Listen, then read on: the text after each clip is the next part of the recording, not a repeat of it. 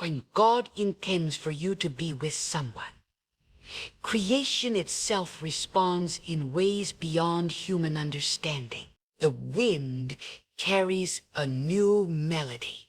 The heavens align with divine order, and the timing unfolds so perfectly that you know it cannot be chance. It is not luck. It is the very hand of God directing your path. And if you have ever wondered whether your journey was meant to intertwine with another's, if you have ever found yourself standing where love and destiny meet, lean in. Because when God is the one writing the story, nothing can interrupt it. A deep peace settles within your soul. With God at the center, you don't need to force it. You don't need to chase after it. You don't need to plead for anyone to remain.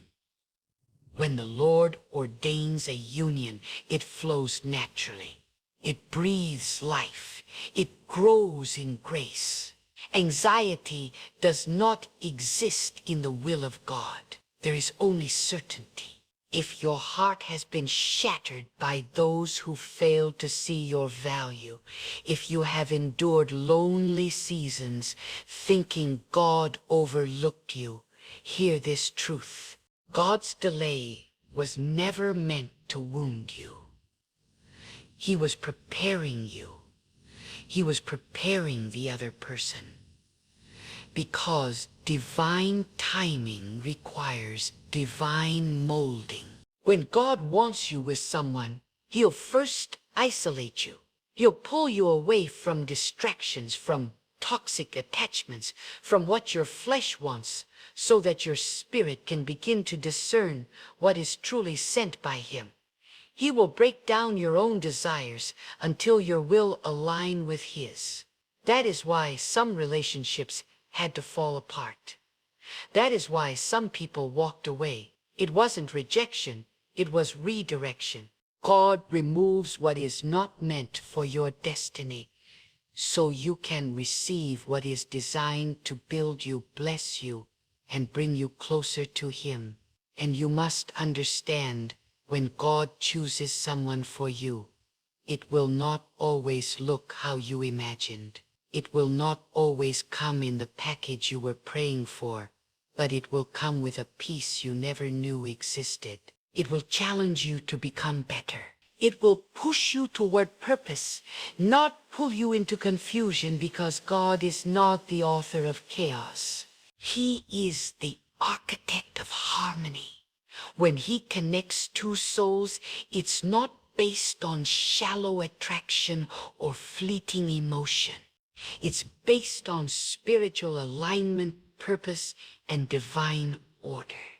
There are signs, oh yes, undeniable signs.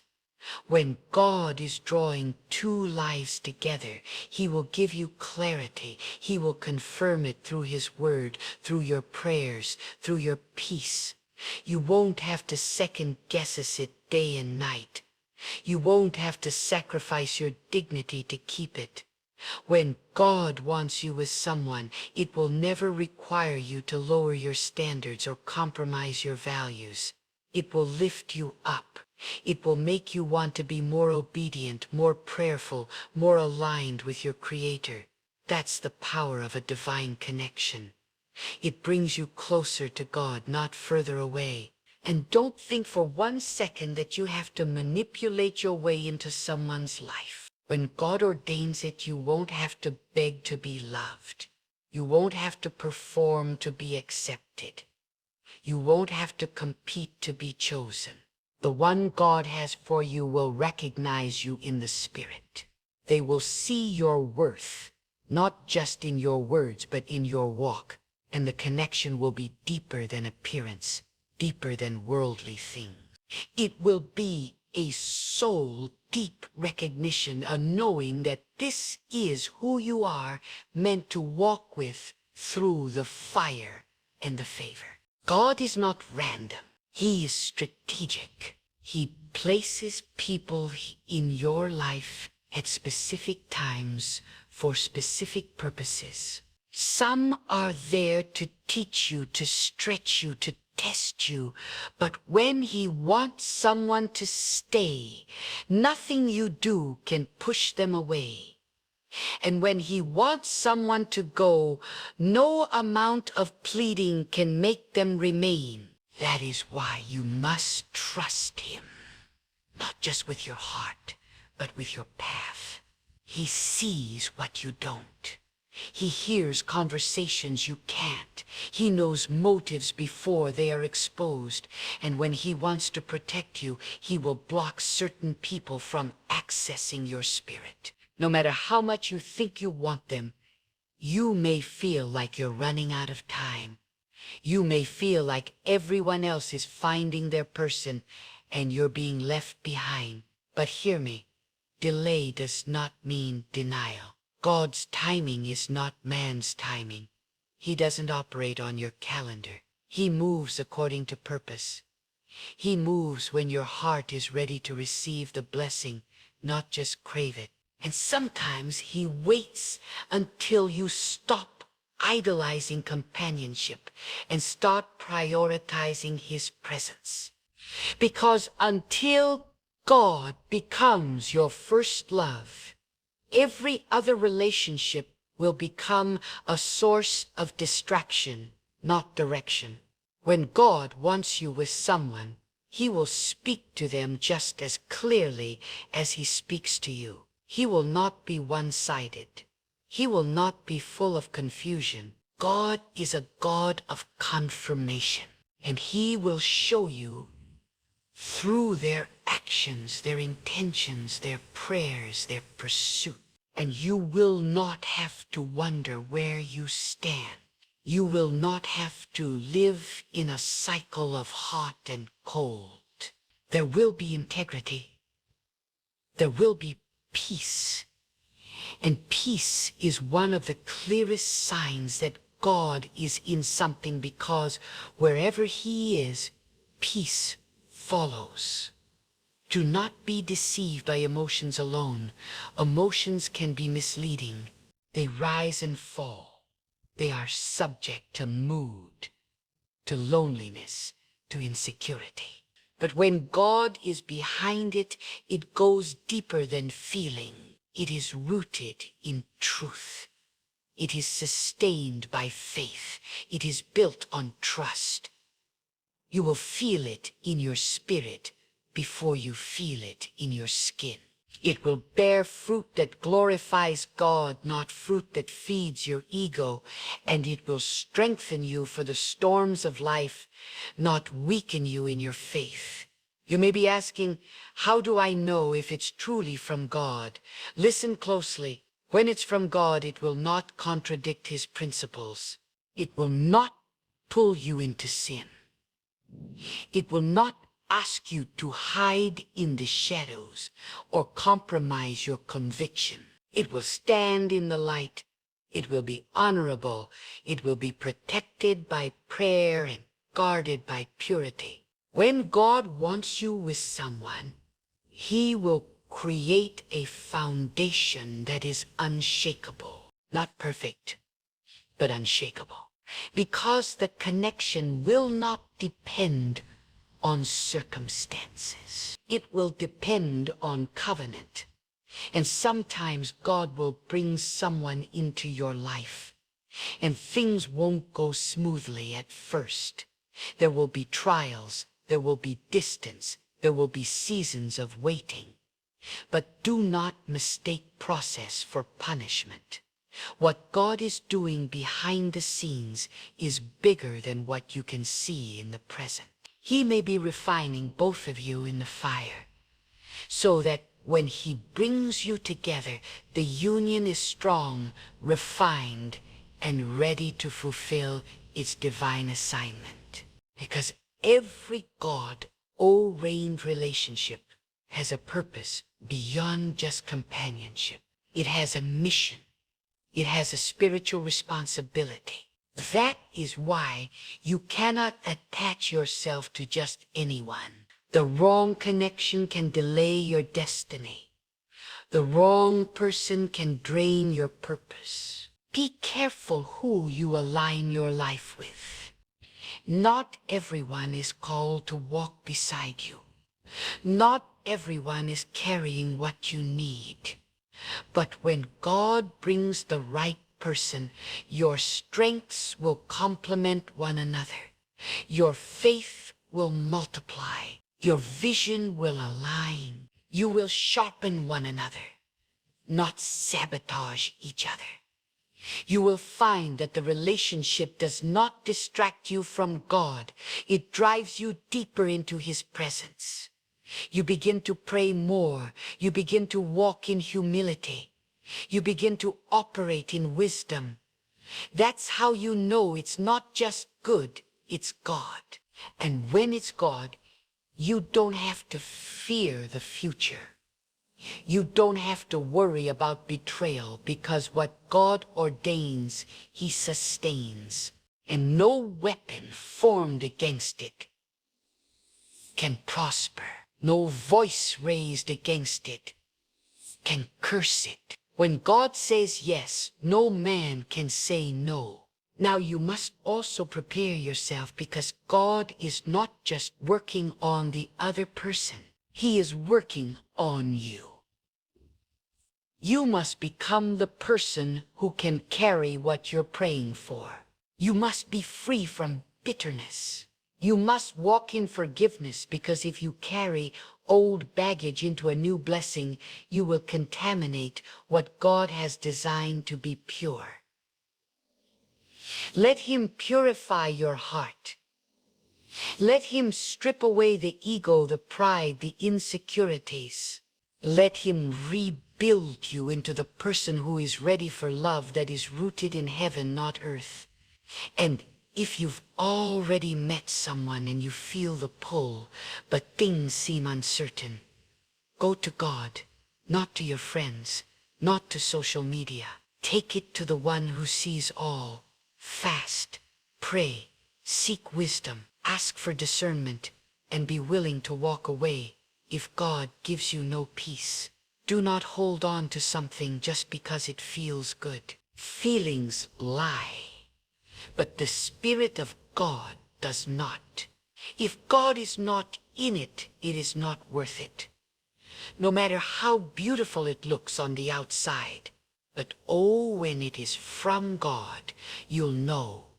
You'll feel covered, you'll feel seen, you'll feel safe. You won't have to fear being yourself. You won't have to fight to be valued. You will be loved with a love that reflects the heart of God. And together you will rise. Together you will pray. Together you will walk through valleys and mountain tops with grace and... Because when God wants you with someone, He doesn't just bless you with a partner. He gives you a warrior, a teammate, a spiritual covering, a purpose-filled companion who will stand beside you and never let go. When God writes your story, every detail carries eternal weight. Every conversation, every detour, every delay is perfectly placed, not to confuse you, but to craft something greater than your human heart can comprehend. You see, when God aligns your destiny with another, it is not about romance alone. It is about the fulfillment of divine assignment. It is about two souls joining forces, not to please each other, but to glorify the one who created them. The connection God ordains is not rooted in selfish desire. It is born out of spiritual necessity. It is not meant to complete you, but to complement your calling. There is something holy about timing when it is governed by... You may be ready, but the other person might still be in the process. You may feel eager, but God may still be preparing your character, because God will not allow what is meant to bless you to come into your life when you are not equipped to handle it. He does not give sacred things to careless hands. He does not join hearts that have not been healed. And so if it seems delayed, it is not rejection. It is protection. It is preservation of something sacred. You must not confuse loneliness with lack. Sometimes God separates you so he can sanctify you. He removes all noise from your life so his voice becomes the loudest.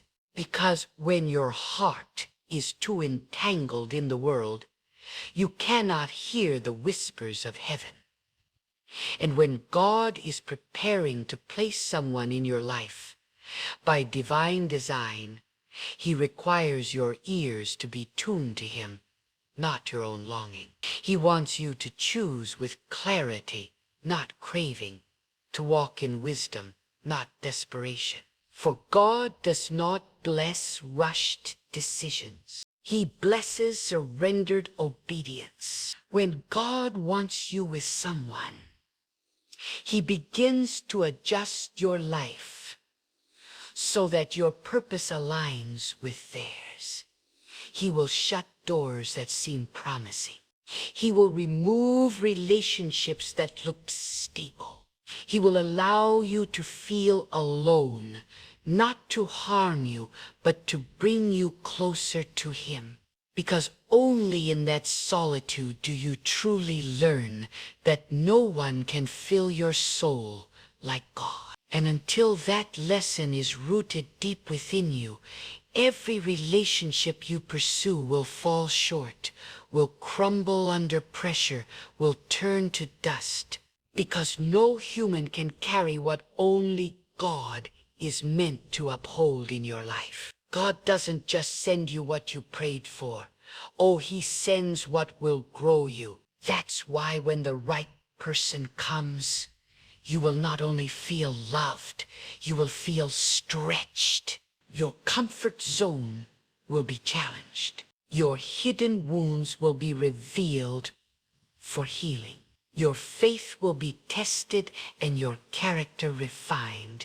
And through it all, God will be the center, guiding, correcting, strengthening. Because a God-ordained relationship is not a destination. It is a journey. It is the starting point of a greater assignment. And if you're not willing to walk in truth, to sacrifice, to forgive, to remain faithful, you are not yet ready for what God has planned. This is not about finding someone to make you feel good. This is about God positioning you beside someone who mirrors your values, honors your presence, and joins you in the sacred task of walking upright before the Almighty. When God places someone in your life, they will not pull you into darkness. They will push you into purpose. They will not cause you to hide. They will inspire you to rise. They will not drain your spirit. They will water your soul with truth, with discipline, with encouragement, rooted in righteousness. And your union will not only bless you, it will become a testimony to others of what happens when God is the matchmaker. And do not expect perfection. God does not pair perfect people. He pairs purpose-driven people. He brings together those who, though flawed, are willing to surrender to his will. Those who recognize their weaknesses yet strive daily to walk in humility. And when trials come, and they will, it is not your feelings that will hold you together, but your faith. It is not your emotions that will carry you, but your obedience to the one who brought you together. Because in God-ordained unions, love is not simply a feeling. It is a decision rooted in reverence for God and fueled by commitment to his plan. So be alert, be watchful. There are many who will come into your life with smooth words and smiling faces, but they are not from God. They are distractions, not destiny. And if you do not have discernment, you will fall for charm and miss the covenant. But when God sends someone, their spirit will confirm what their words proclaim. Their presence will reflect reverence for God, not confusion. Their actions will reflect reverence for God, not just attraction to you. Because when it is God, you won't have to guess. You will know deep down in your soul that this is not ordinary. This is divine. And for those who are weary from waiting, for those who have cried in silence, wondering if God sees your loneliness, know this: God has not forgotten you. Your prayers have not been in vain. Your patience has not gone unnoticed. God honors those who wait on him. He rewards those who place their trust in his wisdom, not their own timeline. And in the perfect moment, when your heart is ready and your path has been prepared, he will unveil what he has kept hidden for you. And it will be worth every tear, every sleepless night, every moment of longing. Because what comes from God comes with peace, with power, You must also be willing to let go. Let go of what you thought your future should look like. Let go of the image you created in your mind. Because sometimes what we think we want is far smaller than what God has in store. He will exceed your expectation. But you must release your limitation. Stop holding on to people who are not tied to your future. Stop reopening doors that God has sealed shut. Stop chasing those who walk away. God will never allow what is truly yours to miss you. If someone left, they were not assigned to your journey. Do not mourn what was never meant to remain. When God wants you with someone, the connection will be undeniable. But it will also require, God may bring the person, but it is your responsibility to walk in love, to serve with humility, to communicate with wisdom. Do not think the presence of God removes the need for discipline. Divine unions demand divine character. They require both parties to grow, to yield, to sacrifice.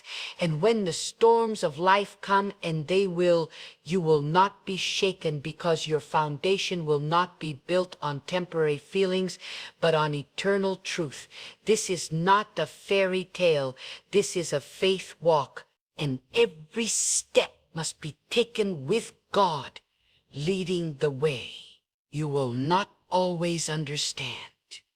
You will not always feel secure, but you must trust the one who sees what you cannot.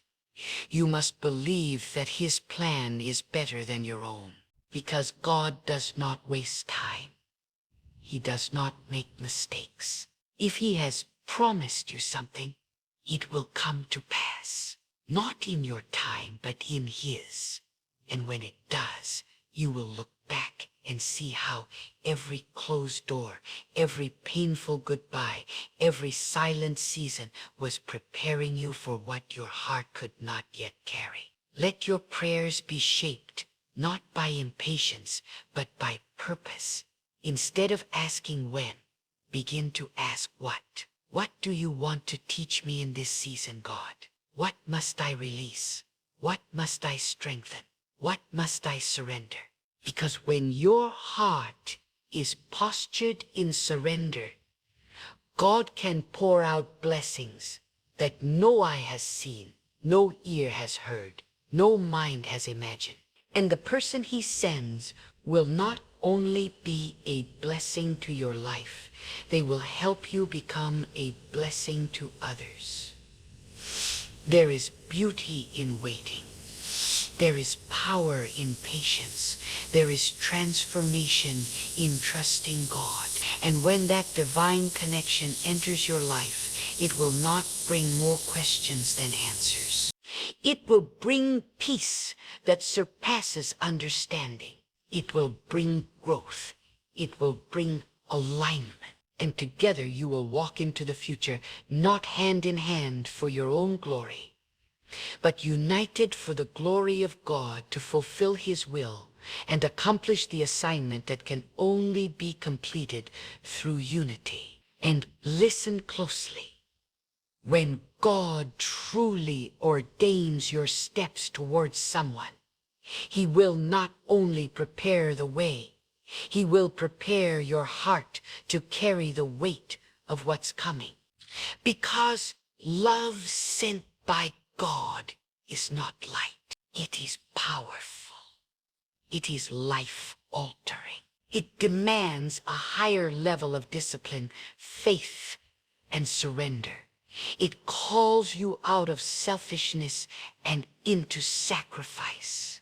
And until your heart is willing to serve, not be served, until your soul is anchored in trust, not pride, God will keep molding you in the fire, not to punish you, but to purify you.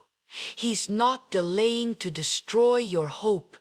God is waiting because He is enlarging your capacity. You need to see this clearly. When the Lord places someone in your life, it is not to make you comfortable. It is to fulfill His purpose. That relationship comes with responsibility. It carries weight in the spiritual realm. It is not just an emotional bond. It is a divine covenant. And where God's will brings agreement, power is released. Favor will come, but so will opposition. The enemy will attempt to tear down what God is building. That is why your foundation must never rest on a person, but on the God who sent them. Because storms will rise, trials will press in. And if you are not standing on the solid truth of God, what seemed unshakable at first will eventually fall apart. This is why many relationships break down, not because there was no love, but because there was no alignment. They were started from impulse, not from instruction, from attraction, not from assignment. But when it is truly from God, He calls you to be more than a companion. He calls you to safeguard the vision, to stand as a vessel of prayer, and to preserve peace. He will require you to guard the union with your character, not your emotions, because your feelings will lie to you, but God never does. And sometimes God will allow a counterfeit to come before the real one to test your discernment, to see if you truly trust His voice over your own desire. The counterfeit will look the part. They'll say the right thing, but something in your spirit will feel uneasy. Something won't sit right. That's not fear. That's God warning you. Don't silence that voice. Don't override that signal. Because when you ignore God's warning signs, you invite unnecessary pain. But when you obey, even when it hurts, you make room for what is truly meant. When God wants you with someone, the connection will mature you. It will not always feel easy, but it will always feel purposeful. You will begin to grow in ways you never have.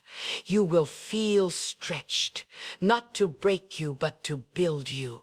Because God doesn't just send someone to walk beside you. He sends someone to challenge the parts of you that need growth.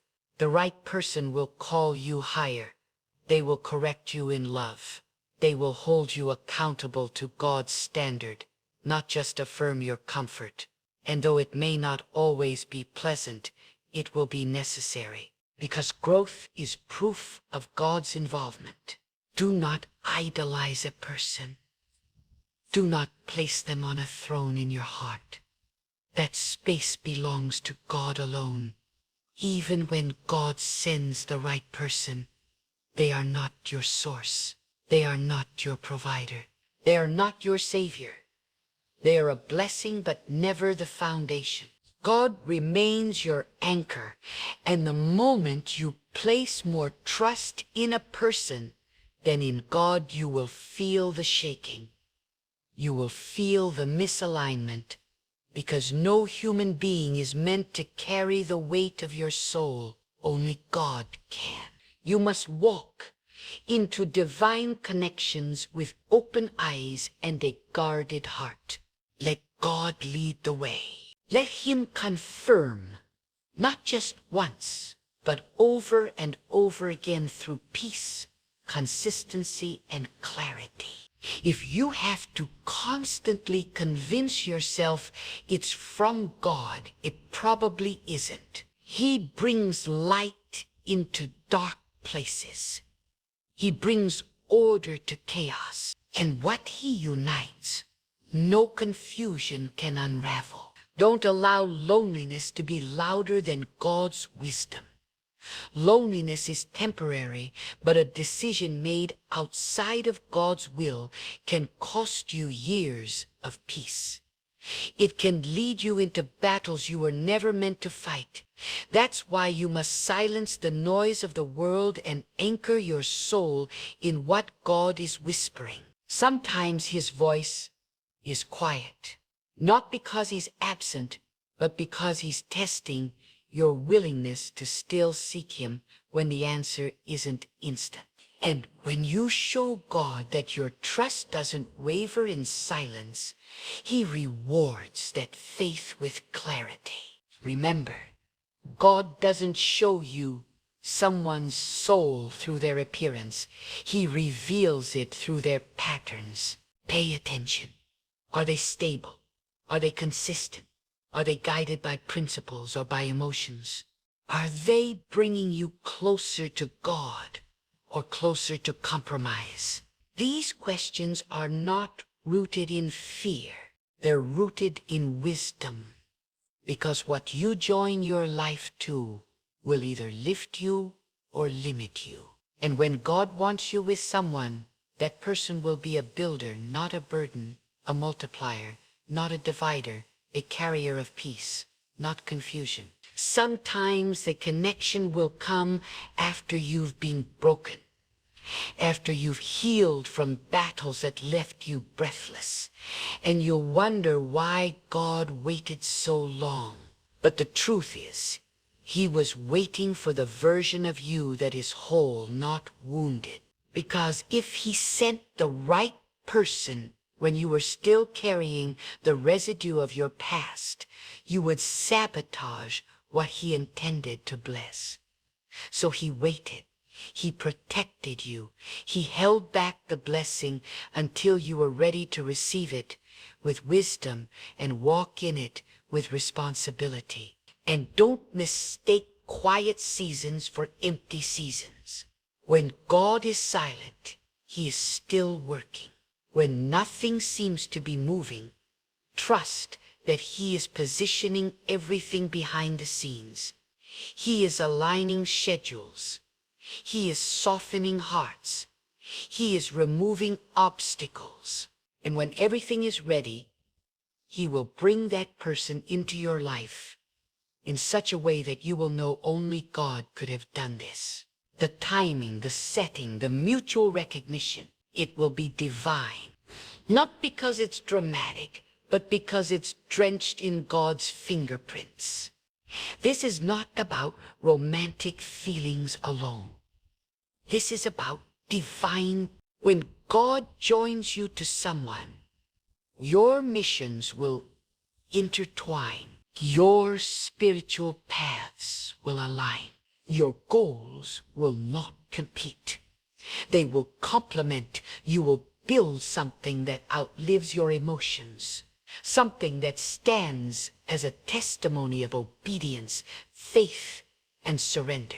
And when people see your union, they will not just see two people in love. They will see what God can do when two souls walk in agreement under his hand. You are not forgotten.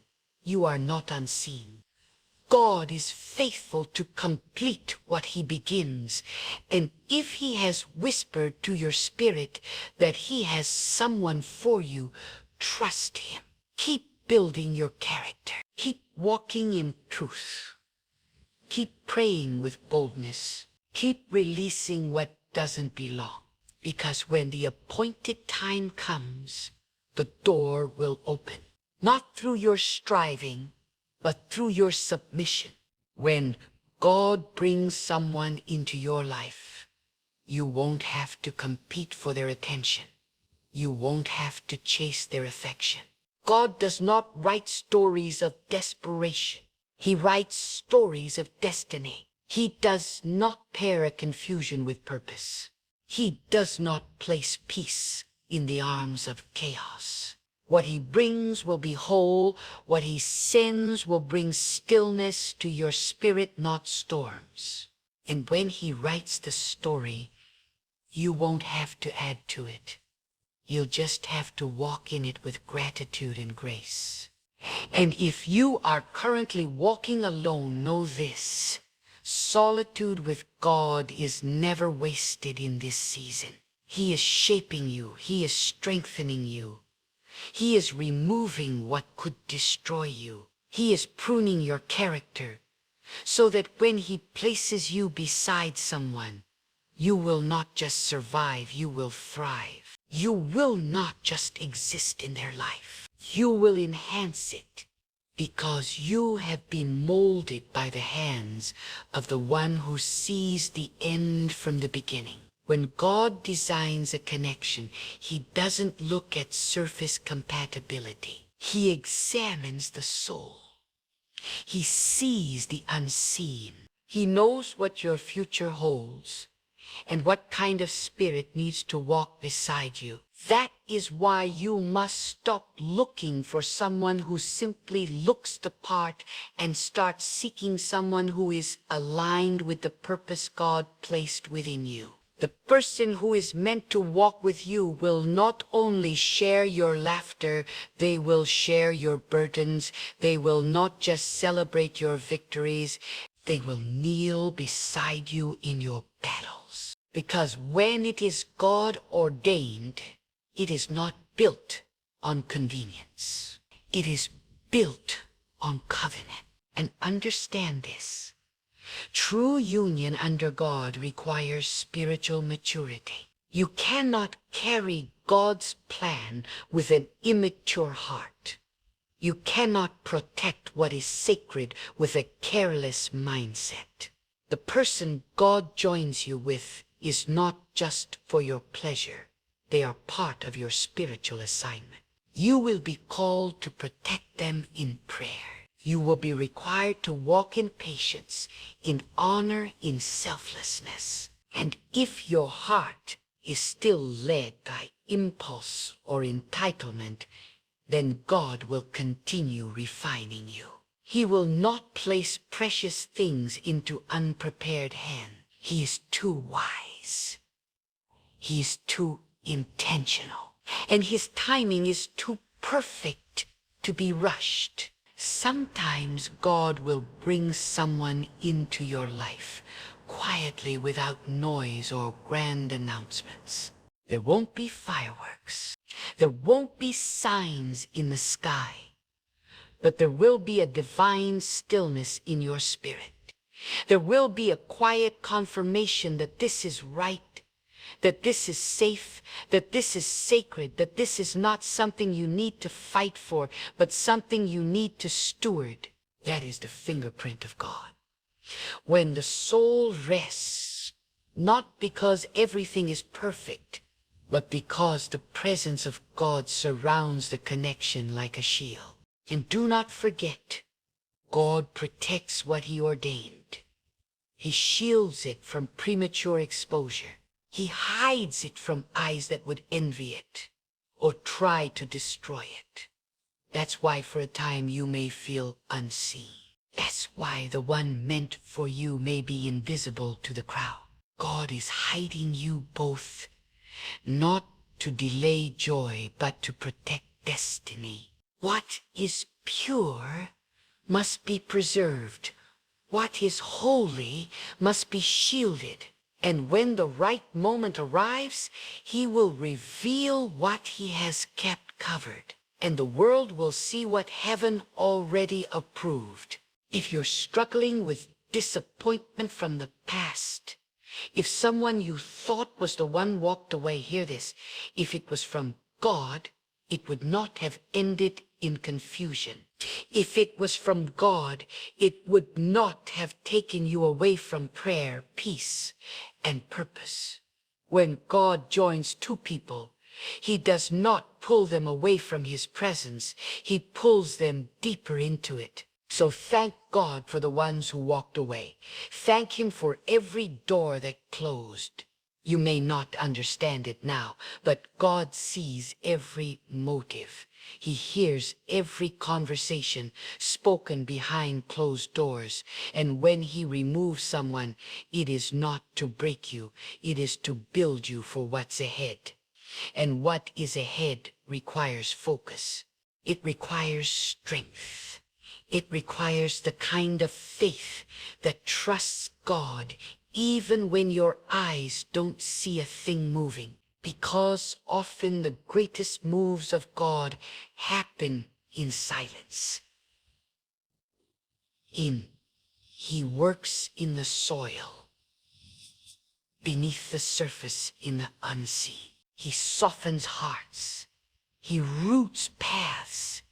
He tears down false connections and clears the clutter so that your spirit can recognize what is real. And when the time is ripe, when both your soul and theirs are prepared, God will cause your paths to cross in a way that not even the wisest among you could have orchestrated. This is why you must stay faithful, not just in your actions, but in your thoughts, in your posture, in your private moments of prayer. You are not waiting in vain. You are being sharpened. You are being equipped for something that will outlive your emotion.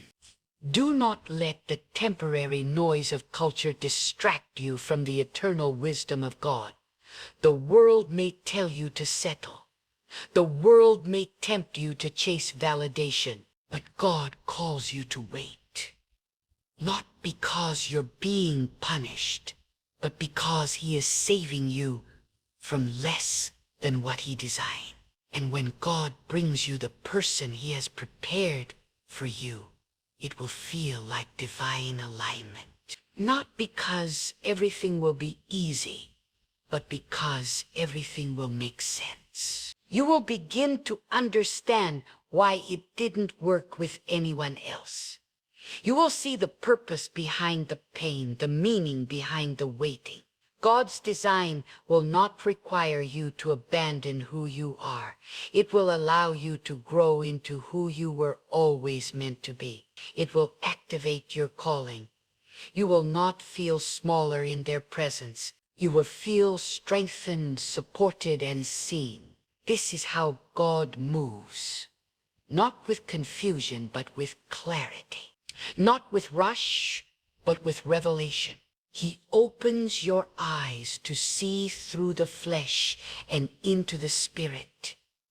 And when he speaks, he does not stutter. His confirmations are not vague. They are undeniable. You will find yourself in prayer, not because you are begging for clarity, but because you are overwhelmed with gratitude. Because when God joins you with someone, it's not just a relationship, it's a reflection of his wisdom, his timing, his mercy.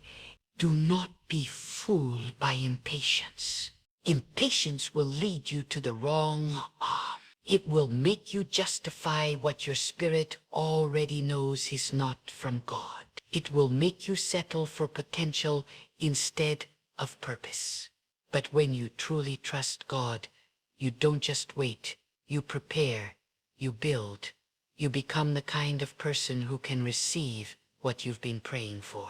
Because the blessing is not just in the person, it is in what that person brings out of you. A divine connection should make you more prayerful, more disciplined, more grateful, more aligned with God. And when that kind of person enters your life, sent not by your emotions but by God, you will notice the difference. You won't feel the need to perform. You won't be afraid of losing them. You won't be tormented by doubt because they were never yours to keep. They were God's to give. And what God gives, He sustains. What He ordains, He surrounds with peace. You will not have to compromise to keep them. You will not have to abandon your values to stay close. Instead, you will rise. Both of you will rise in strength, in purpose, in truth. When God joins your path with someone, it is not for shallow companionship. It is for divine fulfillment. It is not simply to appease your longing for partnership, but to activate the deeper purpose within your soul. And if you are not grounded in that understanding, you will reduce what is sacred to what is seasonal. You will mishandle what is holy. That is why God sometimes holds back what you desire, because He loves you too much to give you something you'll destroy with immaturity. He waits until your character can protect what your prayers have requested. He sees beyond the smile, beyond the words, beyond the physical. God looks at the spirit. He examines the motives. He weighs the intentions. And before He allows someone to walk hand in hand with you into your future, He evaluates their ability to carry the weight of your destiny. Because who you walk with will either multiply your light or drain your fire. The wrong person can silence the voice God placed within you, but the right one will fan the flame. The right one will speak life when you're weary and remind you of who you are. When doubt tries to whisper lies, when it's from God, they won't just understand your calling. They will honor it, and it will never require deception. It will never require you to pretend, to shrink, to twist yourself into someone else. What God sends will meet you at your most authentic place. You will be fully seen and fully safe, and they will not come to take. They will come to give. Not because they want to gain control, but because God has taught them how to pour without expecting, how to lead without dominating, how to love without conditions. That's the fruit of someone who's been with God. That's the mark of a heart that's been surrendered, refined, and matured by the hands of the Almighty. But you must stop seeking validation from broken places. You must stop trying to convince people to see what only God can reveal. When God intends for someone to recognize you, He will open their eyes. He will awaken their spirit. You won't have to force clarity. You won't have to beg for love. You won't have to fight for position in someone's life. God does not assign confusion to His promises. He assigns peace. And peace is not passive. It is powerful. It is the quiet assurance that though you may not have all the answers, you are exactly where you're meant to be. Some of you have cried at night asking God why your heart has been delayed, why your soul has wandered in a season of waiting. But what you must realize is that Waiting is not wasting. Waiting is preparation. Waiting is purification. Waiting is sacred. It is in the waiting that God removes what is weak and replaces it with wisdom. It is in the waiting that you stop needing a person to feel whole and begin needing only God to feel complete. Because when you enter into a union still broken, you will place weight on the other person to fix what only God can heal. And that is a burden no one was built to carry. Let your healing be your preparation. Let your solitude be your sanctuary. Don't rush the process. God is doing something behind the scenes that your eyes cannot see. The delay is not your enemy. It is your protection. And when it finally happens, when the pieces come together, when the prayers collide with reality, you will understand that the wait was worth every silent night. Because what God builds is eternal. What God joins is covered. What God joins is covered. What God writes cannot be erased by time, distance, or distraction. Those two things cannot be erased. This is, and don't be surprised when the enemy tries to attack what God is preparing. The enemy is not threatened by those who are connected by emotions. He's threatened by those who are connected by obedience. The enemy is terrified of unions that are born through prayer, sustained by discipline, and destined for purpose. That is why distractions come when you're closest to breakthrough. That is why false opportunities arise when you've just started to trust. But do not lose focus. Do not let temptation pull you from truth. Stay rooted in God. Stay watchful. Stay discerning. Because what He is preparing is not only for your joy, it's for His glory. When God puts His hand on a relationship, it becomes more than two people in love. It becomes a divine force, a shield against darkness, a testimony of faith, a vessel of that kind of bond does not crumble under pressure, because its strength is not drawn from man or bride. It is drawn from God Himself. And when both souls are submitted, when both hearts are yielded, they move together like a storm of light through a world of shadow. They build, they bless, they bear fruit, that others can taste and see that God is real, that God still answers, that God still joins souls in perfect time. You must ask yourself, am I becoming the person I'm praying for? Am I walking in the kind of discipline I desire in another? Am I prepared to lead in patience, to follow in humility, to sacrifice without recognition, to forgive before apology? Because love sent by God is not soft. It is strong. It is forged in truth. It endures testing.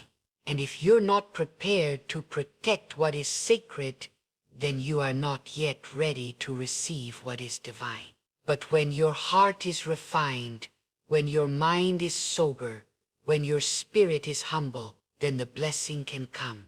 Then the door can open. And when it does, there will be no doubt. There will be no striving, no performance.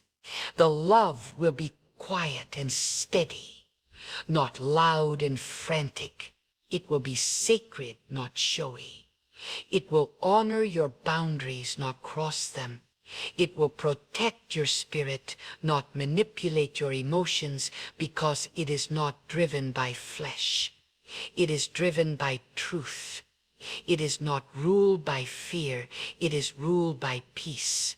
That is the difference between a relationship that is convenient and a relationship that is called. When God wants you with someone, the entire rhythm of your life will begin to align. Not because it's easy, but because it's right.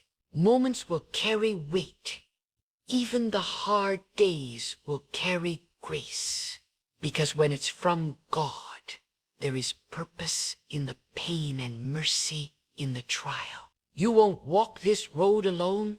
You will travel together, shoulder to shoulder, not in front, not trailing behind, equally strong, equally faithful, equally surrendered to the design of the one who joined you. So I urge you, ready yourself not only for the blessing, but for the duty that accompanies it. Get ready to lead, to hear, to pray, to stay. Get ready to guard what God entrusts to you, not with force, but with the Spirit. Remain in prayer, remain humble, and keep watch, for the hour is close.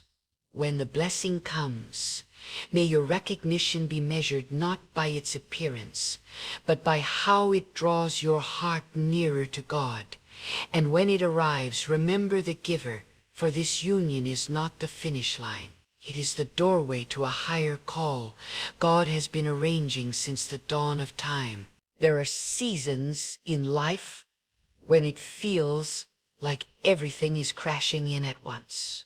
Pressures from society, echoes from your past, and the weight of an uncertain future. Your heart pounds, your thoughts race, and your soul quivers. But hear me today, if you truly long to receive the deepest desires of your heart, you must grasp the divine secret so many forget. Rest, be still within. Quiet your soul before the Lord. For in that sacred stillness, in that holy pause, you open the way for God's power to move mountains for you. The world urges you to strive, to fight, to seize what you want. Yet God in His wisdom often calls us to the opposite, to step aside, to release control, to trust Him enough to take over, because true strength isn't born in restless striving. It's found in surrendered stillness. It's rooted in the quiet assurance that God knows who you are, knows what you need, and knows the perfect moment to deliver it. You don't need to drain your soul chasing what God has already prepared for you. When you relax, when you rest in the assurance of His will, you open the door for miracle. You unlock blessings that no effort could ever achieve. The most powerful position in life is the one on your knees. Not begging, but trusting. Not striving, but surrendering. Many are running, clawing, competing, comparing, constantly moving from one goal to another, yet never satisfied. They're chasing money, relationships, recognition, and they believe that only through endless effort will they succeed. But the soul is not built to carry that kind of pressure. It is only when we pause and realign with God that we realize what matters most was never far. It was waiting for us to be still. If the heart is restless, nothing you gain will ever satisfy. But when your heart is at peace with God, even the smallest thing becomes a blessing. The greatest treasures of life, peace, favor, purpose, fulfillment, are not taken by force. They are received in faith. Some of you have been praying for years, waiting, hoping, fasting, pleading. But I ask you today, have you tried relaxing in the presence of God? Have you tried letting go of your anxious grip and simply telling him, God, I trust you? Because sometimes the answer doesn't come through your intensity. It comes through your peace. Sometimes God waits for you to stop running so he can begin moving. Sometimes the door won't open until you stop banging on it and quietly sit before it in faith, knowing that if it's meant to be yours, God himself will turn the key. There is a holy kind of rest that is not laziness, not apathy, but divine confidence. It says, even if nothing changes today, I know God is working. I know he's aligning the right people, the right opportunities, the right timing. That kind of rest is powerful. That kind of rest releases angels. That kind of rest brings clarity. Because when your spirit is calm, you begin to hear the voice of God more clearly. Not the voice of fear, not the voice of culture, but the voice of purpose and direction. Look around at nature. The rivers do not rush anxiously, yet they reach their destination. The stars do not compete to shine, yet each holds its place in the heavens. The sun does not rise early or late, yet it brings light to the world every single day. God has built balance and order into everything he created. And you, who are made in his image, are not meant to live in panic and pressure. You are meant to live in divine alignment. There is power in calm. There is glory in rest. There is victory in trust. And trust is what it all comes down to. Do you trust that God has your back? Do you believe that he's not just watching from a distance, but orchestrating things in your favor? Because if you do, then you don't need to chase after what's already chasing you. Favor follows faith. Breakthroughs follow belief. When you relax in the presence of God, you position yourself to receive what is already yours in the Spirit. You stop striving for crumbs and begin preparing for the feast he's been setting in your honor. But if your hands are full of worry, how will you receive what he is trying to place in them? Many people lose what was meant for them simply because they didn't know how to be still. They rushed ahead. They tried to force it. They let fear dictate their pace. But faith is not afraid to wait. Faith is not afraid to rest. Faith knows that when God moves, no man can stop him. And when God says now, nothing can delay him. That's why when you relax, not in the flesh, but in the spirit, you activate a heavenly force that goes before you, making crooked paths straight and turning impossible situations into testimonies. Some of you are tired, not because you've worked too much, but because you've trusted too little. You've placed the weight of your future on your own shoulders, forgetting that it is God who carries you. Relax. Let him lift it. Let him handle what you cannot. Stop trying to control what was never in your hands to begin with. That relationship, hand it to God. That job, hand it to God. That dream that seems so far off, hand it to God. And then breathe. Breathe, knowing that the one who created the universe is not confused about your life. There is a kind of peace that comes when you stop begging for signs and start believing in the unseen. When you know that God is not slow, he is strategic. When you believe that the delays are not denials but divine development. Sometimes God is preparing you for the blessing just as much as he is preparing the blessing for you. And if you receive it too early, it may crush you. That's why he says, be still. That's why he tells you to wait. not because he's forgotten you, but because he's perfecting what concerns you. The world honors those who never resting. They call them hustlers. But heaven honors those who rest in God. They are called the faithful. And the faithful always inherit the promise. They don't miss it. They don't lose it because they understand this one truth.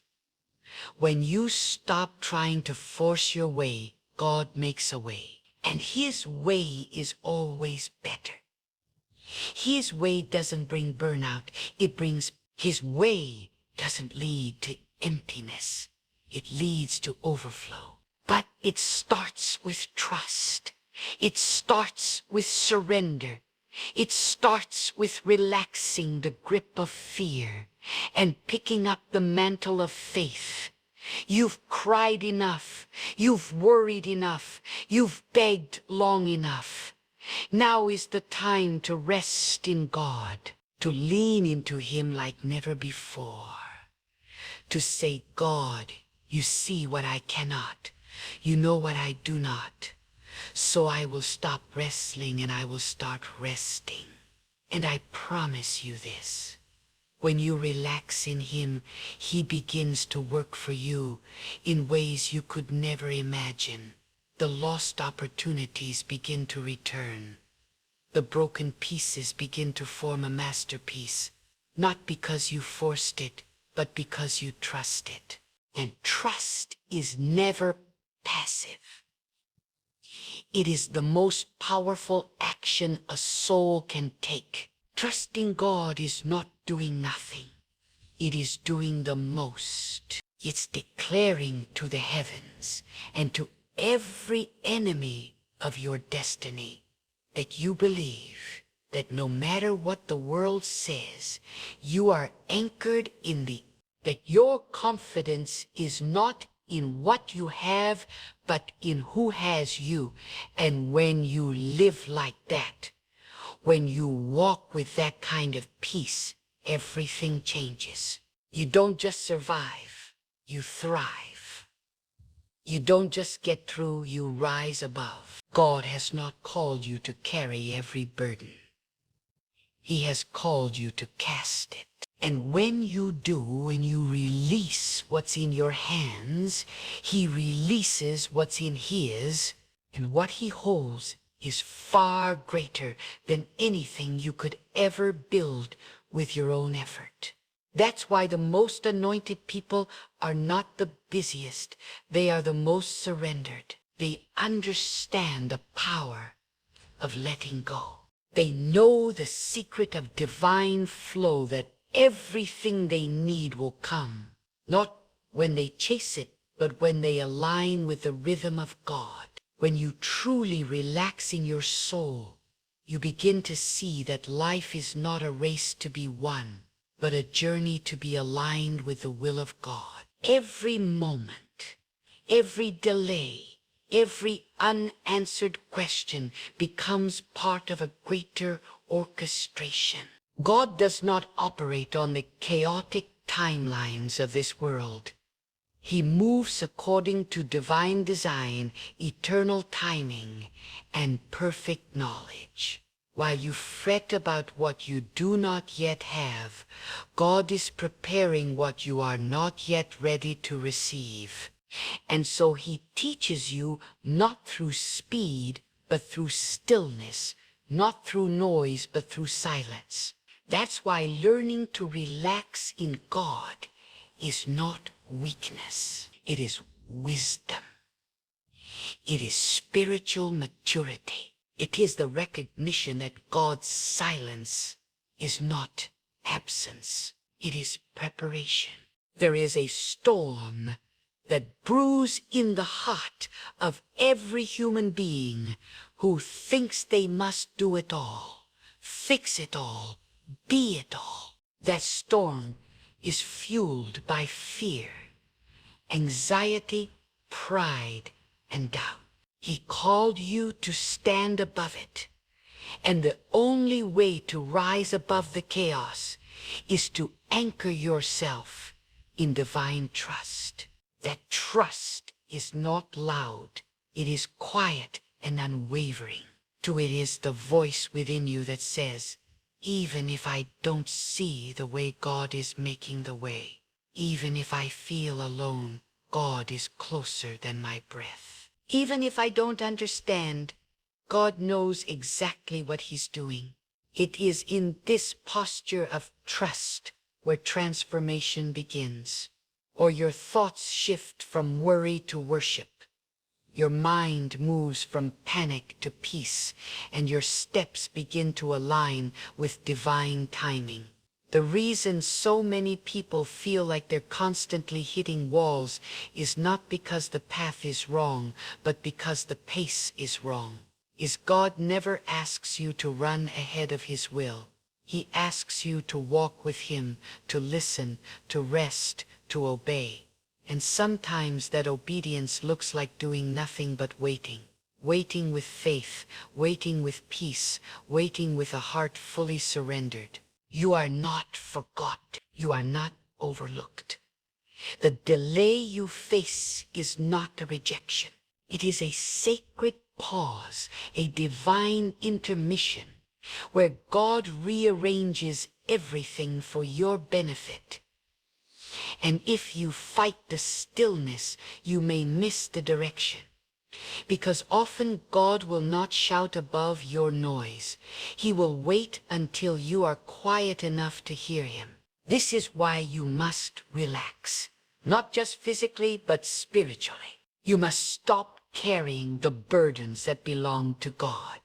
He does not need your worry. He needs your worship. He does not require your stress. He asks for your surrender. There is a weight that lifts when you say, God, this is too much for me, so I give it to you. And when you mean it, when you truly release it, something miraculous happens. Doors open, burdens lift, and paths that were once blocked become clear. Not because you fought harder, but because you let God fight for you. You see, many blessings are held back, not because God is withholding, but because you haven't made room for them. Your hands are too full of fear.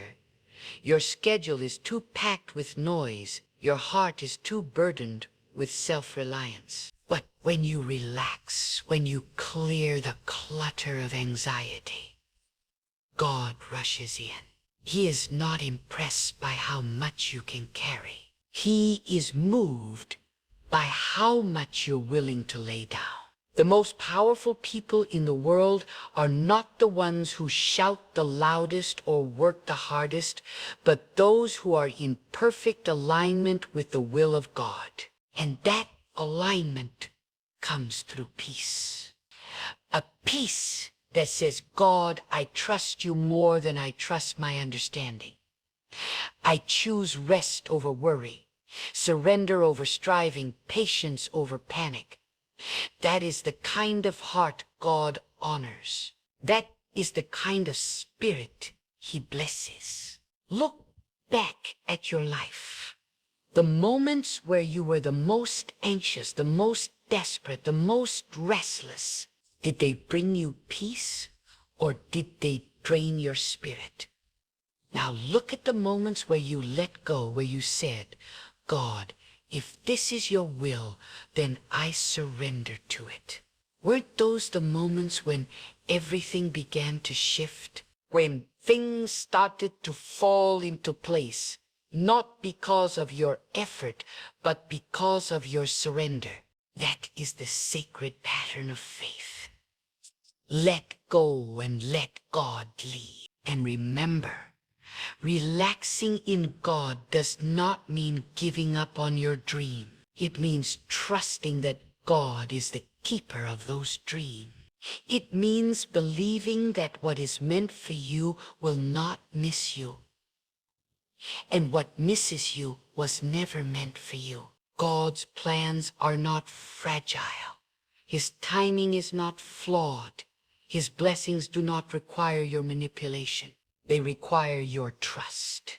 So stop trying to control what only God can orchestrate. Stop tying yourself to outcome. Detach from the need to understand everything and anchor yourself in the knowledge that God understands everything. There is a place in the soul where anxiety cannot survive. It is the place where you meet God face to face. Not in the noise of performance, but in the quiet of trust. There you are, reminded that you are not what you do, not what you have, not what people say about you. You are who God created you to be. Fearfully, wonderfully, purposefully made. You don't need to chase validation. You don't need to impress the world. You need only to rest in your Creator. And when you do, a peace descends like rain on a dry land. A peace that cleanses, restores, and renews. Let God renew you. Let Him strengthen you. Not through constant activity, but through divine rest. Stop trying to outrun the process. Stop comparing your pace to others. What God is doing in your life is unique. You are not behind. You are not late. You are exactly where God needs you to be. And even if you feel stuck, even if you feel like nothing is moving, understand this. God does His greatest work in stillness, silence in the soil where nothing seems to be growing, but deep roots are forming beneath the surface. And yet there are those who still believe that peace is only for the privileged, that rest is for the lazy, that stillness is for those who've given up. But I declare to you with every fiber of conviction, peace is for the obedient, stillness is for the wise, rest is for the one who trusts that God is enough. You do not rest because the journey is over. You rest because you know who walks with you. You relax, not because the battle is finished, but because you know that the battle is not yours, but God. And when you truly believe that your soul stops shaking, your hands unclench, your eyes lift not to the problem, but to the provider. What the world teaches you is to grind, to press, to push harder when things get tough. But what God teaches is that when the load gets heavier, you go lower, you humble yourself, you submit the pressure at His feet.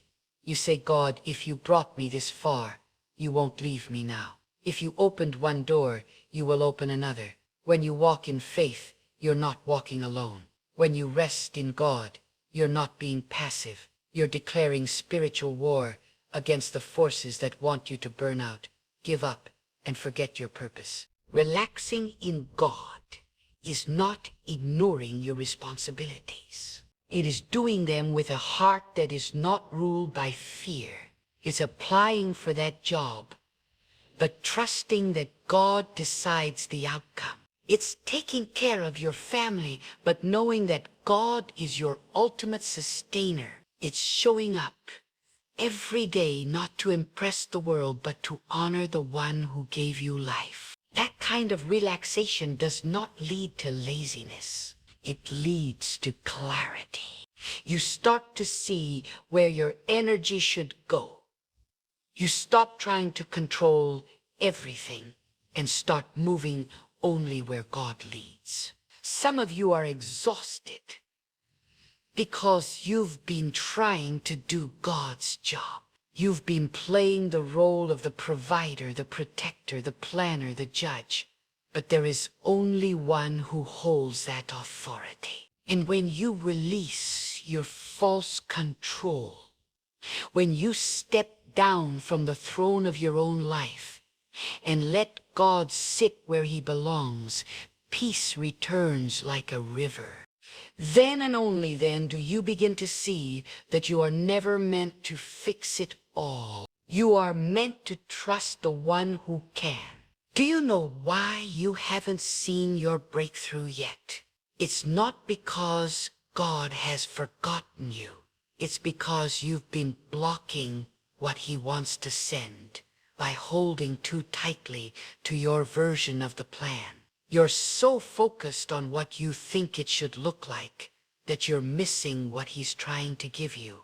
But when you relax, when you let your heart breathe and say, God, do it your way, you allow the unseen to take form. You allow destiny to align with divine timing. You let go of counterfeit blessings to make room for the real one. And yes, there will be moments where you'll be tempted to take matters into your own hands again. You look at others who seem ahead, and the urge to panic will rise up. But hear me clearly. Comparison is the thief of peace. The moment you take your eyes off what God is doing in you and start focusing on what he's doing in them, you lose your rhythm. And when you lose your rhythm, you start forcing thing. And when you start forcing thing, you fall out of favor, because God blesses order, not chaos. You don't need to worry about who's getting married before you, who's getting richer before you, who's getting recognized before you. God didn't forget you. He's preserving you because what he has for you is not common. It's not ordinary. It's not quick or cheap. It's custom-made. And anything custom takes time. So stop fighting the process and start trusting the process and start trusting the Creator. Stop running after everything and let the right things start running toward you. This is not the time to panic. This is the time to plant yourself deeper in trust. Because when your roots are in God, your leaves will not wither in the heat of delay. When your foundation is in the Almighty, no storm will shake you. And when your eyes are fixed on God, you will see what others miss. You will hear the quiet instructions, the divine nudges, the sacred whispers that lead you to places no map can guide you. That's the reward of rest, clarity. God doesn't shout over noise. He whispers to the still. Let me ask you this. What would happen if you truly believe that nothing good would ever pass you by? That anything meant for you would find you? Not when you're stressed, not when you're anxious, but when you are at peace with God's pace. That's not fantasy. That's the promise of those who walk in surrender. They may not move the fastest, but they always end up exactly where they were meant to be because their steps are not based on pressure. They are based on divine instruction. So, yes, relax. Let people think you're being too calm. Let them wonder why you're not rushing like everyone else. Let them question your peace. Because when your breakthrough comes, and it will, they'll understand. They'll see that your calm was not foolishness. It was faith. They'll realize that your peace was not passivity. It was power. Because God always defends those who place their trust in him. He always honors the ones who wait on him. And waiting is never weakness. Waiting is preparation. A farmer doesn't pull up the seed each day to see if it's growing. He waters it. He tends to it. And he trusts the process. That's exactly what your waiting is accomplishing. It's watering your faith, building your endurance, shaping your character, so that when the harvest arrives, you won't just receive it. You'll carry it well. Because every gift from God comes with preparation. That's why rushing can never produce what resting will. Rest proves your readiness. When anxiety takes over, you lose sight of who God is. You shrink the creator of the heavens down to the size of your impatience. But when you choose peace, you lift God higher. You exalt his power above your need. You lift his will above your worry. And that's when doors swing open. That's when favor follows. That's when heaven moves. Not because you shouted the loudest, but because you trusted the deepest. You don't need to convince God to bless you. You just need to get in position to receive. And the position is peace. The posture is surrender. The expression is trust. That's where the real power is. That's the secret. Most people never discover that the most successful, the most fulfilled, the most anointed people are not always the busiest. They are the most rested in God. They move with purpose. They walk in wisdom. They don't chase, they attract because they are aligned. And alignment always beats ambition. And now I tell you, there is a deeper revelation that comes when you truly make peace with God's pace. It's not just about relaxing your body or even calming your thoughts. It's about entering into a sacred dimension of trust where you realize the timing is not yours. It is God's. The timing of your promotion, the timing of your healing, the timing of your vindication, all of it is governed not by chance, not by coincidence, but by the hands of the Almighty, who sees the end from the beginning and the beginning from the end. You must stop living like life is something you have to figure out on your own. You were never created to carry the burden of your own destiny. God didn't design you to be the architect of every detail. You are not God.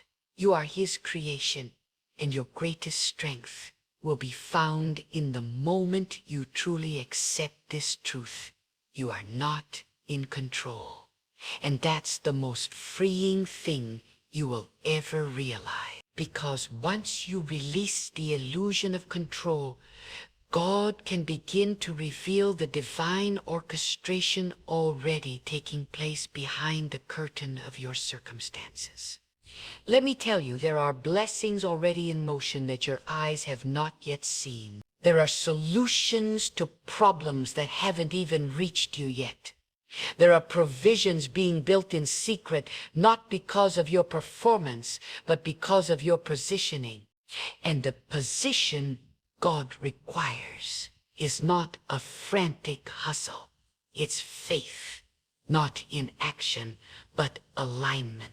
Because it's possible to be busy and still be disobedient. It's possible to be active and still be far from the will of God. But when your spirit is in tune with his direction, your steps become strategic, your words become anointed, and your rest becomes a weapon. You see, the enemy wants to steal your rest because he knows that in rest, your discernment becomes sharp. In rest, your hearing becomes clear. In rest, your spirit becomes sensitive to God's movement. That's why so many are agitated, confused, doubtful. It's not because they don't have access to God. It's because they haven't created the silence necessary to hear him. But when you quiet the distractions, when you turn down the volume of fear, when you detach from the endless noise of comparison and anxiety, you begin to hear something deeper, the whisper of destiny. And that whisper doesn't rush, it doesn't panic. It doesn't demand that you have all the answers. It simply calls you to trust, to believe that even when the night is long and the way is unclear, God is still working. He is still weaving every delay, every setback, every closed door into something far greater than you imagine. Sometimes what feels like rejection is simply redirection.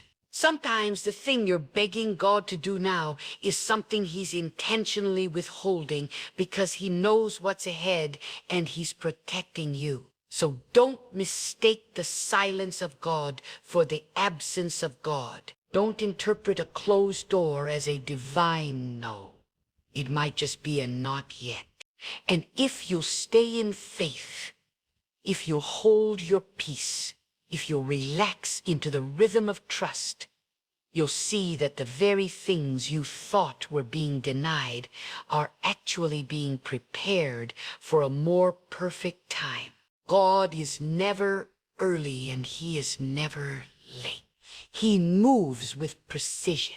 He answers with perfection. He gives not just what you ask for, but what your soul truly needs. Some of you have cried, "Why haven't I seen it yet?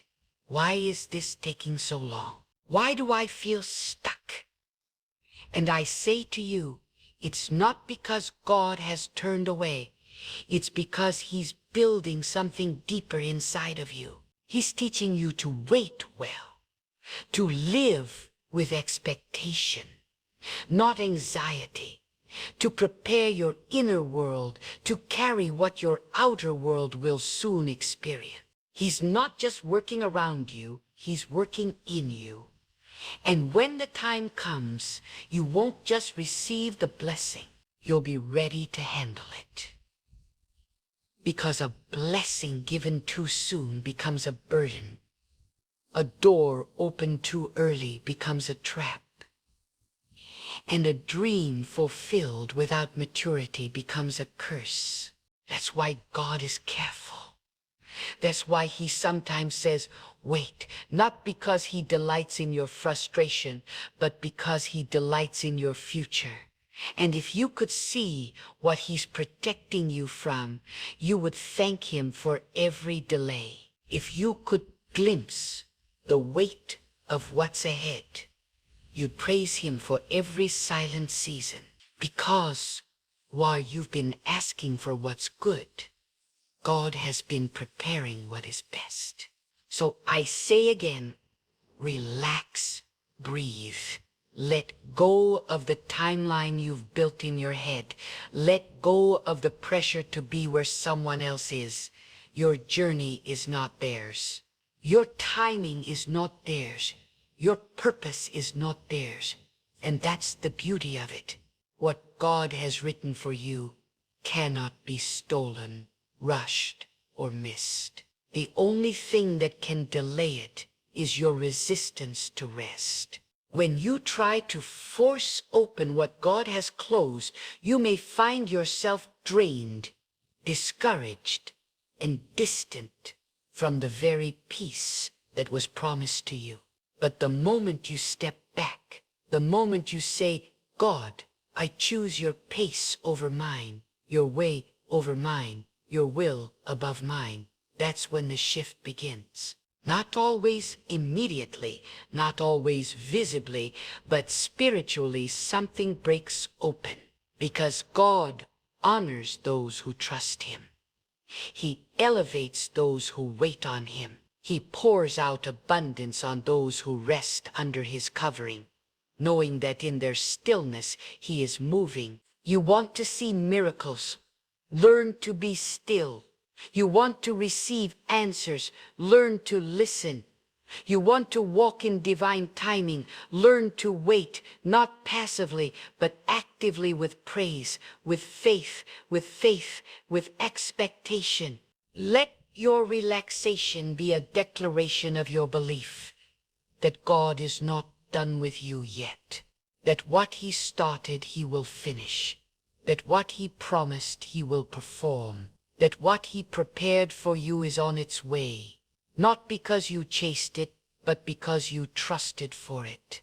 And when it comes, and it will, you'll look back and realize that every moment you chose peace over panic was a seed that birthed your harvest. Every time you said, I will not worry, I will worship. Every breath of surrender, every step of obedience, every act act of faith brought you closer, not to what you wanted, but to what God always knew you needed. And that, my friend, is where everything changes. And now I urge you to reflect. Truly reflect on what it means to rest. Not just with your body, but with your spirit. To relax in the depth of your soul. Because some of you have grown weary. Not from the work of your hands, but from the war in your mind. The constant thoughts, the racing doubts, the whispers of not enough, the echoes of too late, the torment of what if. These are not just mental battles. They are spiritual attacks sent to steal your focus, your confidence, and your peace. But God, in His mercy, is calling you into a different realm, a higher dimension of trust, where, say it, anxiety cannot enter, and fear cannot speak. You see, peace is not the absence of noise. It is the presence of God within the noise.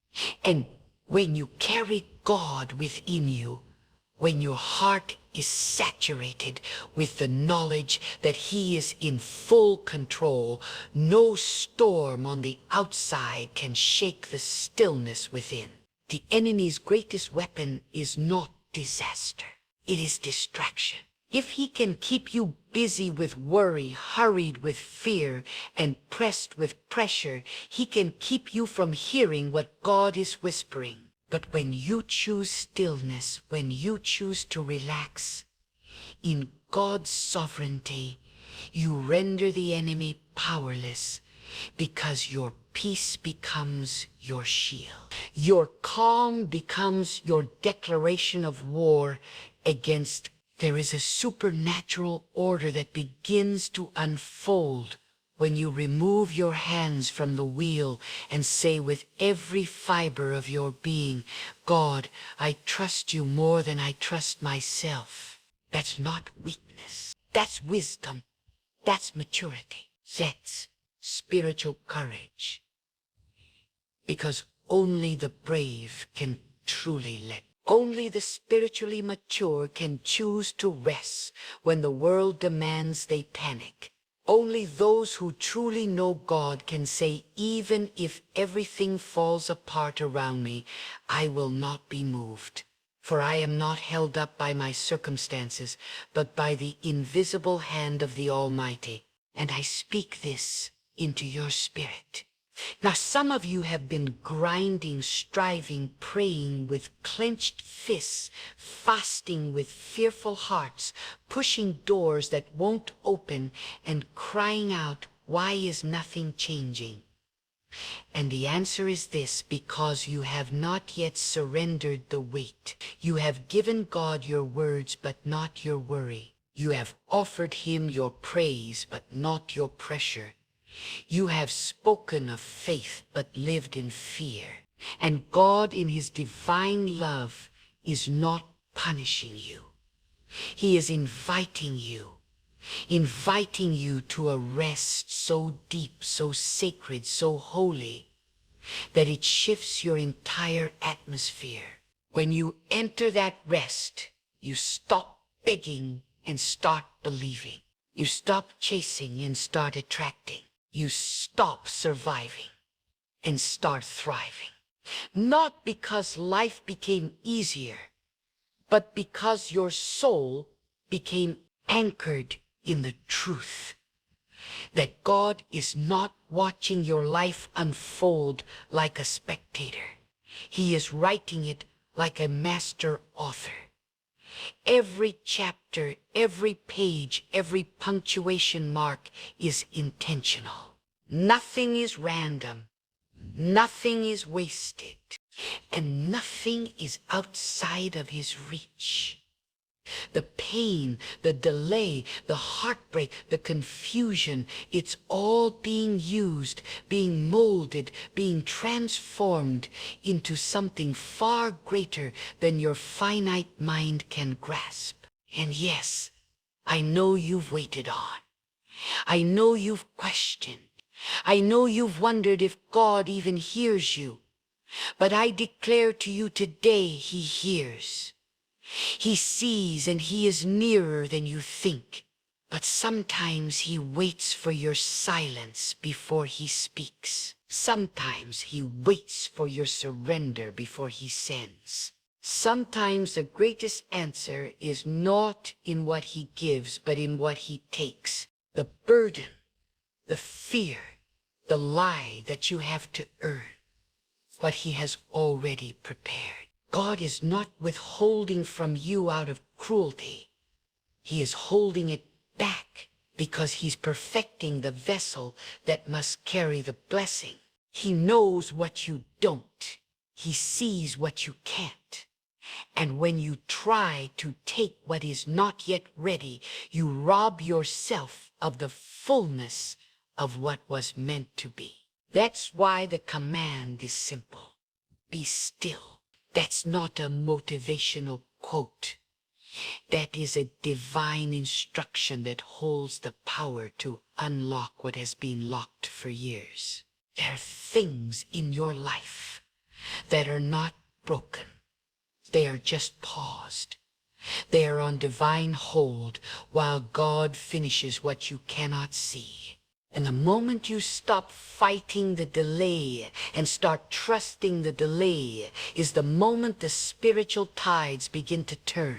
God does not operate in panic. He is not hurried. And if you are made in his image, neither should you be. Learn to walk with the calm of someone who knows that everything they need is already in motion. Learn to rest like one who knows their name is written in the plan of God. Because when you trust God deeply, you begin to live differently. You don't speak from fear. You speak from faith. You don't act from desperation. You act from direction. You don't run after every opportunity. You wait for the one that has your name on it. And when people ask, why are you so calm? You'll say, because I know who holds my life. I know who guides my steps. And I know that what's meant for me will never pass me by. Let me tell you, the greatest victories are not always loud.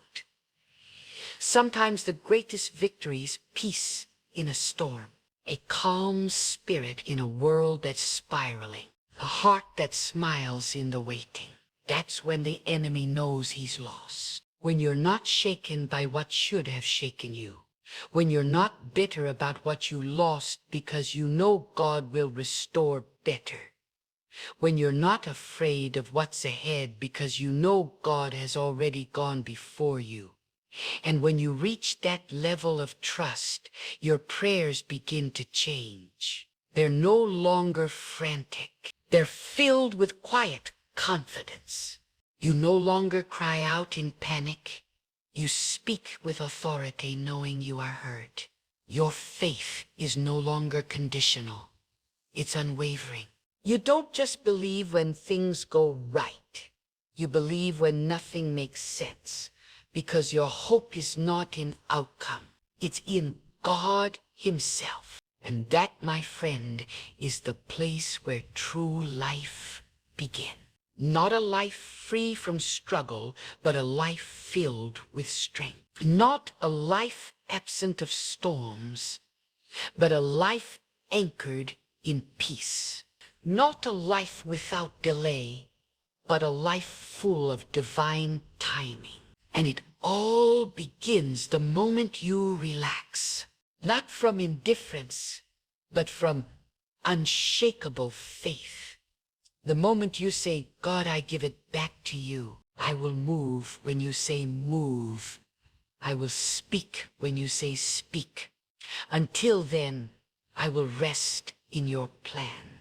Because peace is power, rest is strategy, and surrender is the highest form of strength. When you master these, when you truly relax into the arms of the Almighty, you won't just receive the things you prayed for. You'll become the person He created you to be. Not a product of panic, but a vessel of peace. Not a captive of fear, but a warrior of trust. And when you walk like that, talk like that, live like that, the world takes notice, because the light of a relaxed, God-centered soul cannot be ignored. And now let this truth be written on the tablets of your heart. When your spirit truly rests in God, the world no longer has power over you. The timelines of society, the expectations of others, the lies of fear, they begin to lose their grip, because you've anchored your hope in something eternal, something immovable, something no eye can see and no hand can alter. The will of God Almighty, that will is not vague. It is deliberate. It is sovereign. It is unstoppable. And when you align your soul with that will, the chaos outside may rage, but the calm within will stand unshaken. Do not mistake silence from God as inactivity. When you see no movement, God is moving the most. His greatest works are not always performed in the open. They begin deep beneath the surface of your life, where pride is broken and character is built. You may want the blessing now, but God is more concerned with preparing you to carry it. And in that preparation, He calls you to relax. Not because the journey is over, but because He's taken the weight off your shoulders and placing it onto His own. He never designed you to carry everything. He designed you to trust. In a world that glorifies busy, God glorifies balance. In a culture that tells you to run, God may ask you to wait, because the fastest path is not always the right one. The loudest voices are not always speaking truth. And the most visible victories are not always rooted in divine favor. But when you rest in God, you begin to see through the fog of, you begin to recognize the quiet path that leads to true fulfillment. Not worldly noise, but divine nourishment. In mute, God is not moved by panic. He is moved by trust. And when you stop shouting in desperation and start sitting in expectation, that's when the shift, that's when what was held back is released. That's when what you thought was lost returns in ways that only God could orchestrate. Because when you let go of your grip, you give room for God's hands to work. When you sit down in surrender, you rise up in strength. Let us not be the people who panic at every delay. Let us not be the ones who think silence means abandonment. God does not forsake the ones who wait on Him. In fact, it is often in the waiting where He reveals the deepest truths. He peels back the layers of impatience and fear until what remains is pure faith. A heart that no longer needs signs to believe. A soul that no longer needs speed to feel secure. A mind that no longer needs answers to walk forward. Some of the greatest blessings come wrapped in stillness. The kind of stillness that breaks chains. The kind of stillness that silences the voice of the enemy. The kind of stillness that says, I don't need to see the whole staircase. I just need to trust the one who built it. That's faith. And faith doesn't scream. It doesn't demand. It waits. It listens. It knows that God is faithful. And if he said he will do it, he will. But so many today are trapped in the illusion of doing. They think their value is in their hustle. They believe their worth is in their results. And in doing so, they exhaust themselves, burn out their spirits, and disconnect from the very source that sustains them. God does not need your performance in all. He desires your presence. He does not ask for your perfection. He asks for your peace. That peace is not found in finishing every task or fixing every problem. It is found in knowing that God is already ahead of you, working on your behalf, orchestrating what your eyes have not yet seen. Even in the darkest of nights when you feel alone, forgotten, and overwhelmed, know this: God is closest in your calm. He draws near. Not when you strive, but when you still your soul before him. That's when you feel his strength. That's when you hear his voice. That's when you realize you were never walking alone, not even for a second. But the noise of your anxiety was drowning out his comfort. The fire of your worry was clouding his guidance. And the clutter of your thoughts was closing the door to his instruction. But when you quiet your soul, you open the door again. And when that door opens, divine clarity floods in. You begin to see that your delays were not detours. They were doors being installed at the right time. You begin to understand that what felt like silence was a sacred setup, that what looked like a loss was actually liberation from what would have harmed you. God does not misplace his children. He does not forget their prayers. He collects every tear, hears every whisper, and watches over every step.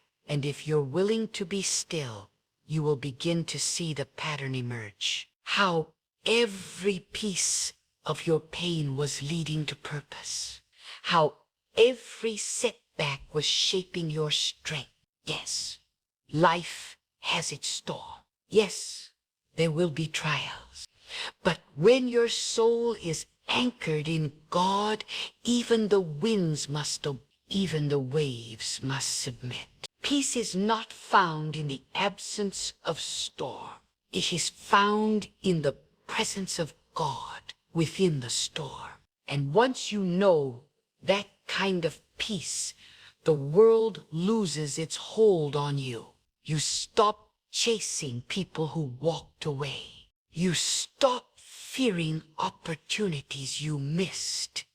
You stop regretting what's behind and start rejoicing in what's ahead. Because your future is not in the hands of chance. It's in the hands of God. And those hands do not fail. And so I say to you again, relax. Not as an escape, but as an entrance into a deeper dimension of trust. Relax your mind. Let go of the outcomes. Relax your heart. Stop fighting what God is working on. Relax your body. Your exhaustion is not a sign of failure. It's a call back to divine rest.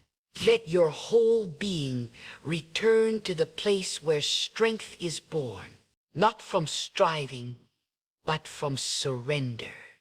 Because when you relax, you allow God to show you who he truly is. Not a distant power, not a harsh ruler, but a thoughtful, caring creator who gently directs every beat of your heart. He's not holding you back with silence. He's preparing you for something greater. And the moment you stop resisting that truth is the moment you begin to live in it. Let the world drown itself in noise. Let others chase after life in fear. But you choose to be still and believe. Believe that God is God. Believe that he can be trusted. And in that belief, everything begins to fall into place. New doors will swing open. Courage will rise. Calm will overflow. And the very blessings you once struggled for will begin to flow toward you. Because when you walk with God, what belongs to you will come without force. Beloved brothers and sisters, pause whatever you're doing and let this truth ring through your soul. The pain you feel now will not write the final lines of your life. The trials you're enduring are not your concluding chapter. God has not abandoned you. He has not turned away. He has not shut the door of mercy on you. The season of struggle you find yourself in is only for a time, and I proclaim with every bit of conviction in me, God is ready to bring it to an end. You might be shedding tears in the dead of night. You might be crawling through days that stretch like years. Your spirit may feel crushed beneath burdens you cannot voice, yet this is not the finish line of your story. In his perfect wisdom, God has already appointed the hour when this storm will break and light will pierce your path. He is the writer of your story, and he never closes the book on you with sorrow. He closes it with meaning. Let the winds rage. Let the thunder crash. Let the darkness feel unending, but you stand firm because God is still writing. He sees the pain you've hidden behind your smile. He sees the strength you use just to get through each day. He sees how you continue to be kind while you're breaking inside. I am coming to close this chapter of hardship. You were not created to live in despair. You were not formed from the dust to spend your days under the weight of suffering. God allowed the trial. Yes, he permitted the fire. Yes, but he did not bring you this far to leave you in the ashes. He is the one who lifts people out of the pit and sets them on solid ground. And if you are in the pit right now, then get ready, Bo. God is preparing your rise in your life. There's some chapters in life that God allows so you can become what you were meant to be. You may not understand the pressure, but it is producing perseverance. You may not understand the rejection, but it is building resilience. You may not understand the silence, but it is strengthening your faith. God is not ignoring you. He is developing you. And when he's done, the page will turn, the dust will settle, and what seemed like suffering will be revealed as shaping. You didn't choose this chapter of hardship, but God allowed it for a reason greater than you can see. The pain wasn't sent to destroy you. It was sent to reveal something within you, something that could not be discovered in comfort. Some of the greatest awakenings happen in the wilderness. Some of the deepest faith is born in silence. Some of the strongest people are shaped in storms. You are not being punished. You are being prepared. When God decides to close a chapter, no devil can keep it open. No enemy can reverse his will. When God declares it is finished, then every weapon that was formed against you loses its power. Every chain that tried to hold you breaks. Every voice that tried to silence you is silenced by his hand. He does not need permission. He does not need explanation. When he says the trial is over, it ends. Hold on to that. Hold on with everything you have.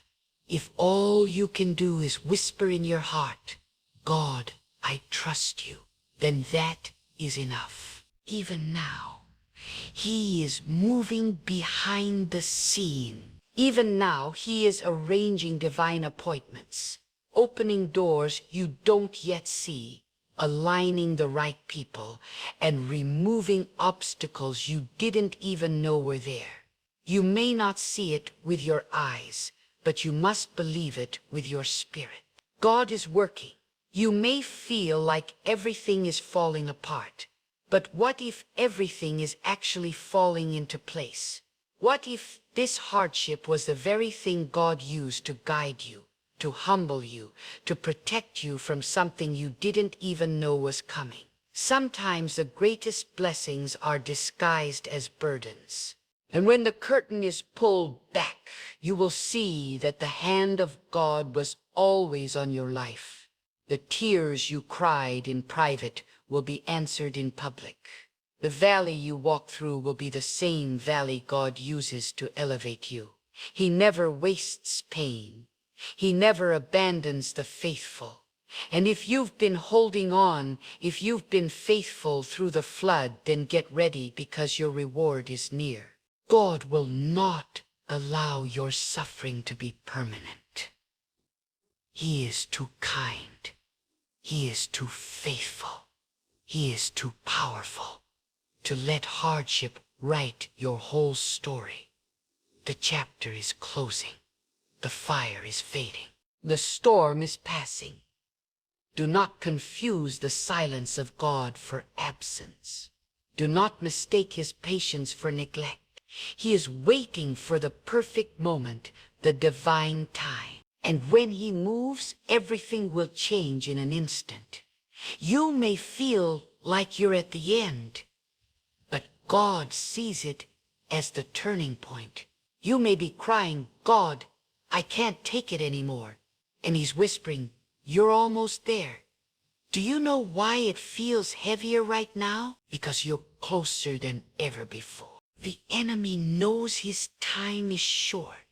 He's throwing everything he can at you because he sees what God is about to release into your life. So stand, even if your knees are shaking.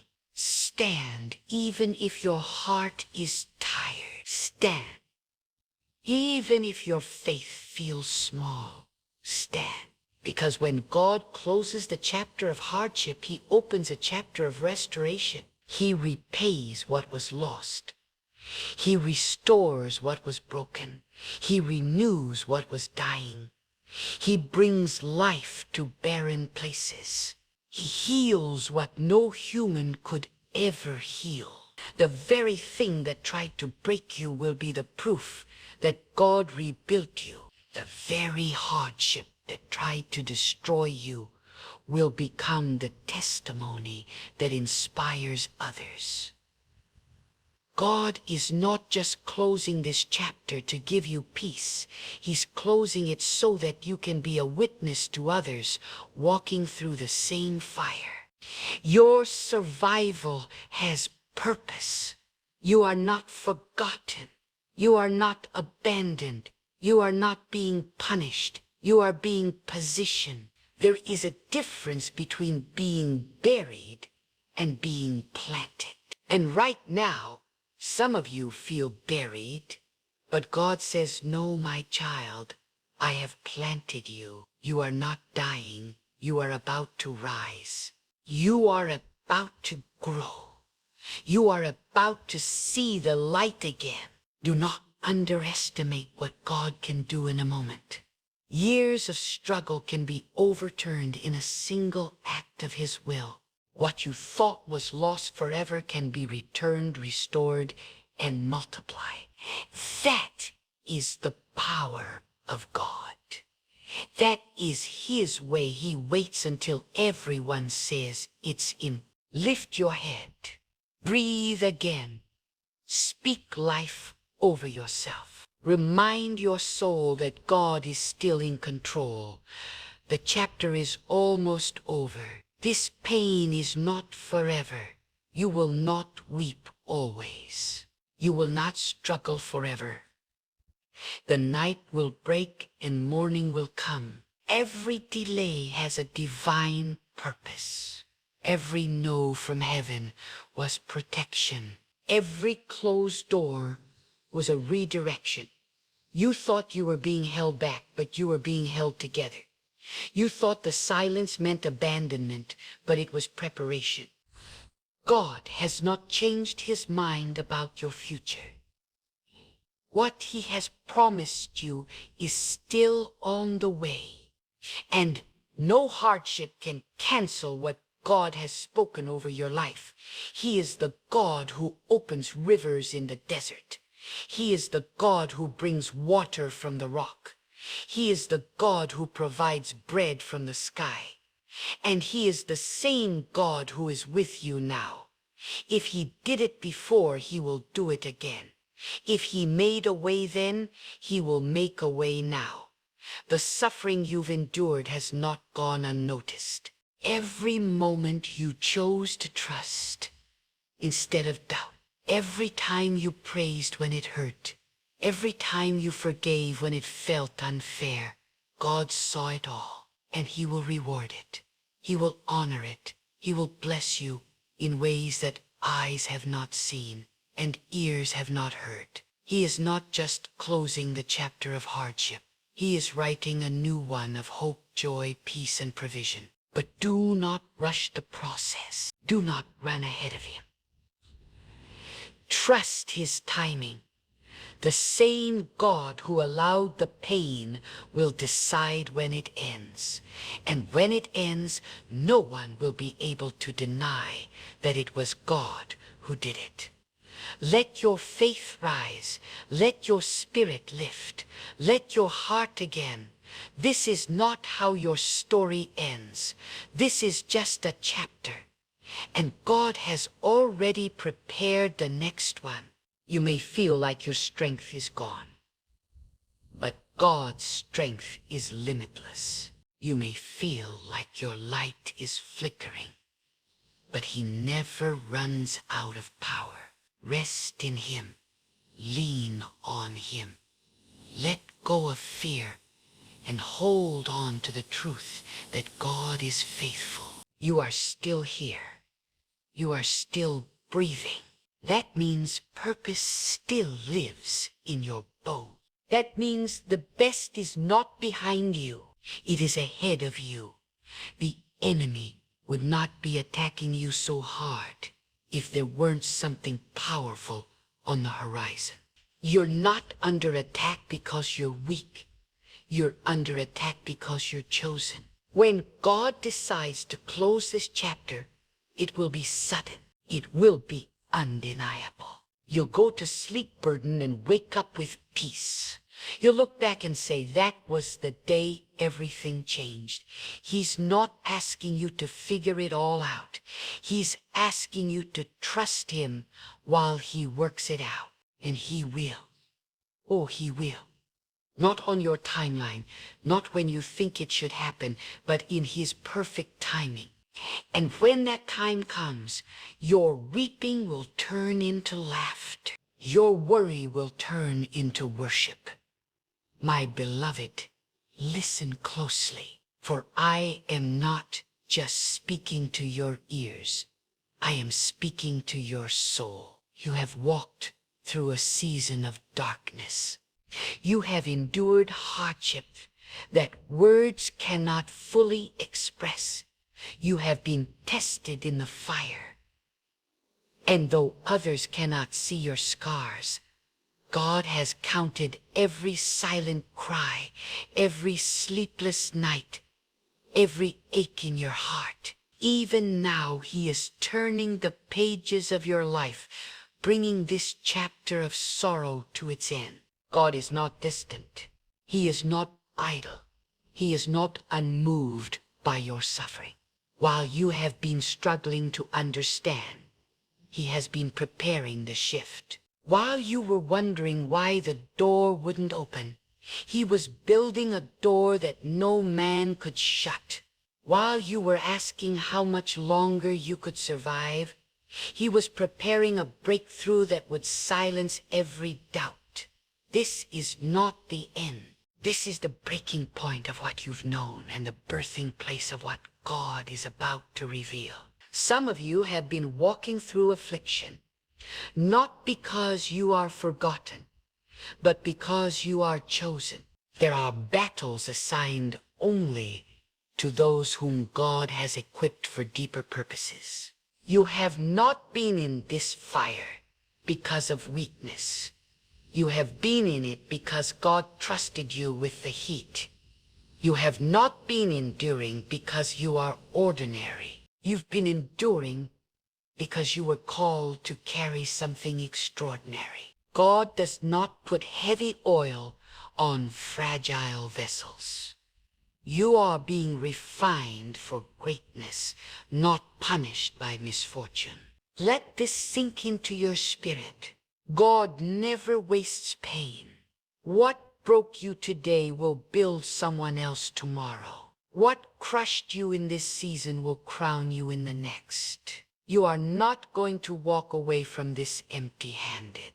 The tears you've swung in faith will return in a harvest of strength, of wisdom, of divine elevation. The very thing the enemy meant to use to break you, God will turn into the weapon of your rising. Now, I must tell you something that may shake you.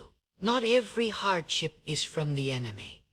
Some battles are authored by God not to destroy you, but to develop you. He allows some storms not to drown you, but to teach you how to walk on troubled waters. He allows some deserts not to starve you, but to teach you that His provision is not limited by your environment. And when that lesson is complete, when the shaping has done its work, He steps in not a moment too soon and not a second too late, and He closes that chapter. Do not mistake divine delay for denial. What looks like silence is God working behind a veil.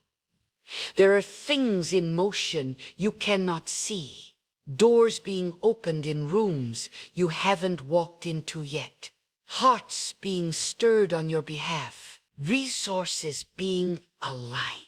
The moment God says now, your season of struggle will collapse under the weight of His favor. It will not be gradual. It will be swift. The same way night gives way to day without resistance. Hardship will give way to divine peace. If you've been walking through rejection, understand this. Rejection is often redirection. Not everything that is taken from you is a loss. Some things must fall away so that the hand of God can be clearly seen. Some relationships must end. Some opportunities must pass you by. Why? Because God is not interested in your comfort. He is interested in your calling. And when the season shifts, you will understand why He said no to things you thought were essential. You are not being reduced. You are being refined. The shaking you've experienced has not come to destroy your foundation, but to expose anything not built on God's strength. He is anchoring you. He is stripping away the distractions. He is preparing you for something far greater than you imagine.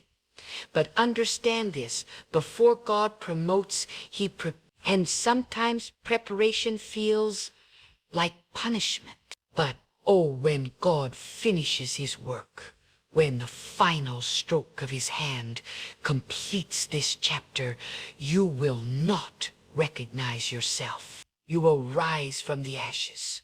Not bitter, but blessed, not broken, but built, not lost, but led. And the very people who questioned your faith, who watched you struggle, who mocked your hope, they will have no choice but to acknowledge that God was with you all along. Now let me speak to the tired one, the one who's barely holding on, the one who's wondering if it's even worth continuing. You have come too far to give up.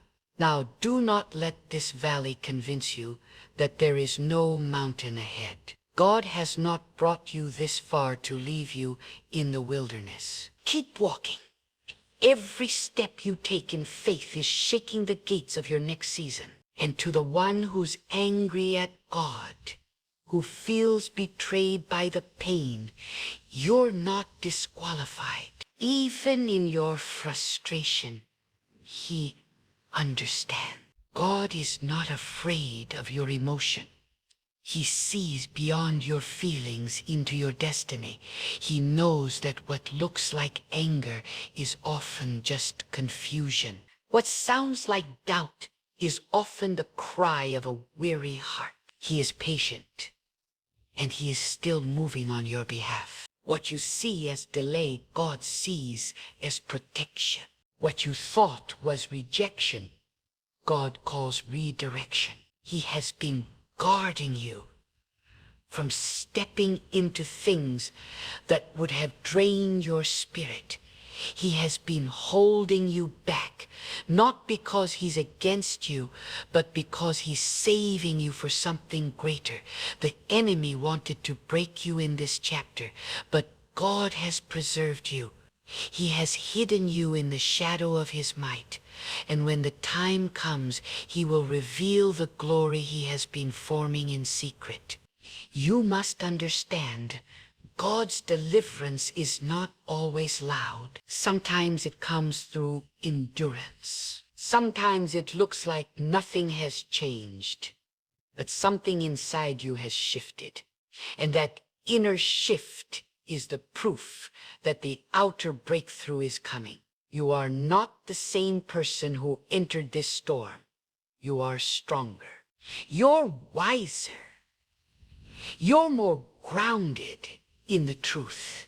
This is why your hardship is ending, not because God wants to relieve you, but because His purpose in it is fulfilled. The pressure has produced perseverance.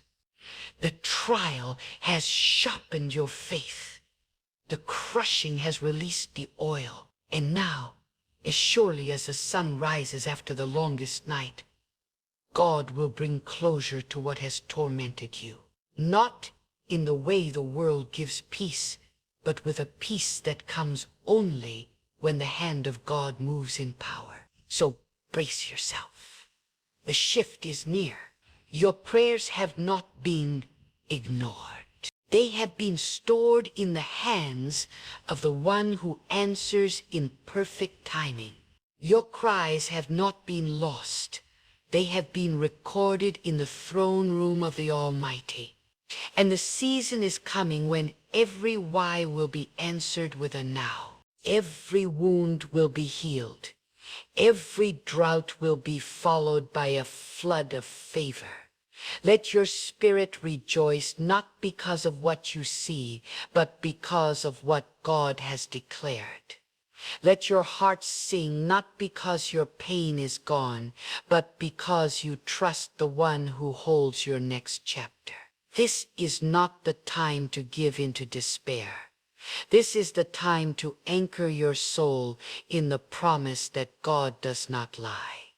If He said the hardship would end, then it must.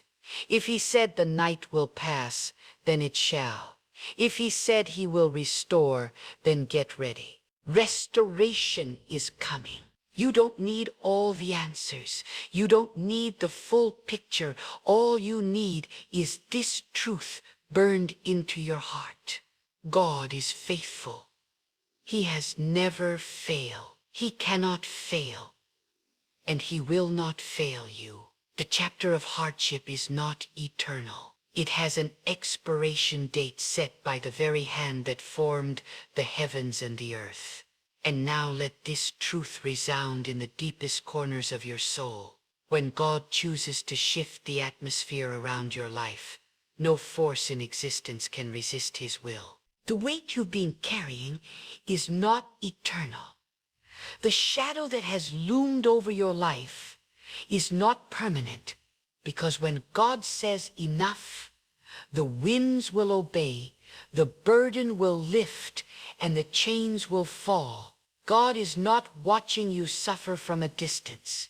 He is standing at the threshold of your breakthrough, ready to step in and declare the end of your affliction. Do not let the outward appearance of your circumstances mislead you. God does not define you by what you are walking through. He defines you by what He has already spoken over your life. And nothing you face has the power to cancel His word. God is not limited by time, by human logic, or by the weight of your situation. When He speaks, creation responds. When He moves, no one can reverse it. Your struggle has remained, not because God is weak, but because He is wise. He allowed it to serve a purpose, but that purpose will not last forever. You might be standing in a season where every door feels locked and nothing seems to shift, but hear this. God does not need an open door. He is the one who creates doors. He does not wait for approval to act. He does not ask your enemies before blessing you. He does not consult your pain to see if it is finished tormenting you. No, when the appointed time arrives, He will speak and hardship will vanish like shadows before the rising sun. What you thought would be your ending will become the very platform for a brand new beginning authored by the hand of God. Some of you have been walking through a hidden suffering, an internal storm that no one around you understands. You have smiled in public but wrestled with fear in private. You've carried the weight of uncertainty and pain without anyone to lean on. But here's what you must understand. You are never alone. God has been there through every silent battle, through every tear you couldn't explain. And He is not just observing. He is gathering every moment of your endurance like treasures in a storehouse. For every quiet act of faith, for every unseen sacrifice, for every night you chose to believe when you had no evidence, there is a divine response coming. There are moments in life when the soul is pressed so deeply you can no longer rely on your strength. And in those moments when you feel you are at your breaking point, God shows you that He is the one holding you up. Not your job, not your reputation, not your relationships, not your plans, God alone. And it is in those moments that faith is born. Not just belief, but a deep, unshakable trust that even in the dark, even in the silence, God is still in control. Sometimes hardship is God's classroom. It is where He teaches us to listen. It is where He removes the clutter of the world, the distractions of noise, the dependence on people, and teaches us to walk by His voice alone. It is in the furnace that faith becomes fire. And though the fire is hot, though the flames are fierce, it does not consume the one who walks with the covering of God. Instead, it burns away what is unnecessary. And what remains is pure, tested, indestructible. You may not understand why things happened the way they did. You may not understand why you lost what you did, or why certain people walked away, or why your path has been so long and painful. But hear me clearly. God does not waste anything. The betrayal was not pointless. The delay was not empty. The pain was not in vain. He is weaving something out of it. All that will one day cause your heart to say, "Now I understand. Now I see what I could not see before." And until that day comes, hold on to the truth that God is not punishing you. He is preserving you, preserving your mind, preserving your peace, preserving your purpose. Some chapters are filled with hardship because God is protecting you from stepping into something too soon. Timing matters, and God's timing is always perfect. When He closes the chapter, it will not just be an escape from pain. It will be an entrance into destiny. God doesn't deliver halfway. He doesn't heal partially. He doesn't restore with limitations. When He moves completely. He shuts doors no man can open, and opens doors no man can shut. He will not leave you in the middle of a storm without an ark. He will not leave you in the heat of battle without armor. He will not leave you in the waiting room forever. A time is coming when the very place that has caused you the most pain will become the ground where God displays His glory through your life. So strengthen your heart, wipe your tears, lift your eyes, not to the mountain, but to the one who created the mountain. He is your provider, your protector, your sustainer. He is not just the God who starts things. He is the God who finishes them. The hardship is coming to an end, not because it ran out of power, but because God has declared that it has served its purpose. When He closes a chapter, it is never a whisper, it is a declaration. It is a shift. It is a divine verdict that says no more. Your chapter of hardship is about to be followed by a chapter of peace. Not the peace the world gives, not peace that depends on circumstances, but peace that is rooted in the knowledge that God reigns. Peace that cannot be taken by bad news, by betrayal, by economic shifts, or by fear. That peace is coming. That rest is coming. That new chapter is not a fantasy. It is a promise. And God's promises are not like man's words. They are not empty. They are alive.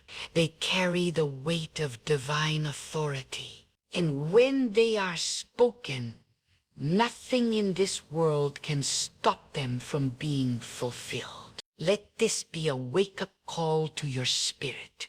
You are stepping out of the wilderness. You are coming out of the cave of despair. You are being lifted from the shadows into the light of divine favor. And when that light shines, you will not be the same. You will not be the same. You will not walk the same. You will not speak the same, because hardship has refined you. God has already written the next sentence of your life, and it begins with redemption. It begins with recovery. It begins with joy that no sorrow can erase. And you will look back on this season not with bitterness, but with reverence. You will say, even then, God was with me. Even then, He was faithful. So let your faith rise. Let your trust deepen. Let your soul lean into the voice of the one who has carried you this far. Oh, and now let this truth strike the deepest chords of your heart. Every hardship has an appointed end in the eyes of God. It may feel like the pain has become permanent, like the storm is your new identity, like sorrow has become your companion. But that is a lie. It is a lie, whispered by fear, sustained by doubt, and fueled by delay. But the truth is this: God has already written the conclusion of your affliction, and it ends with deliverance, not defeat. It ends with restoration, not ruin. God is not pacing the heavens wondering how to help you. He is not searching for a solution. He is the solution. He is the master planner, the knower of all things, the one who makes a way where there is no way. And when He chooses to act, time itself must obey. When he sends his command, no barrier can remain standing. No condition can resist his decree. That's the kind of power guiding your life. That's the force standing behind your next breakthrough. Some of you have become too familiar with struggle. You've worn your suffering like a second skin. You've been in the fire so long that you've forgotten the feel of peace. But let me remind you today, you were not created to live in bondage. You were not meant to wake up every day expecting pain.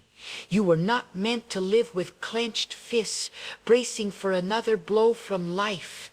No, God did not design you for defeat. He designed you for victory. He did not form you to remain stuck in trials. He formed you to walk through them. And on the other side of that storm, there is a promise waiting that hardship cannot steal. Do you not see it?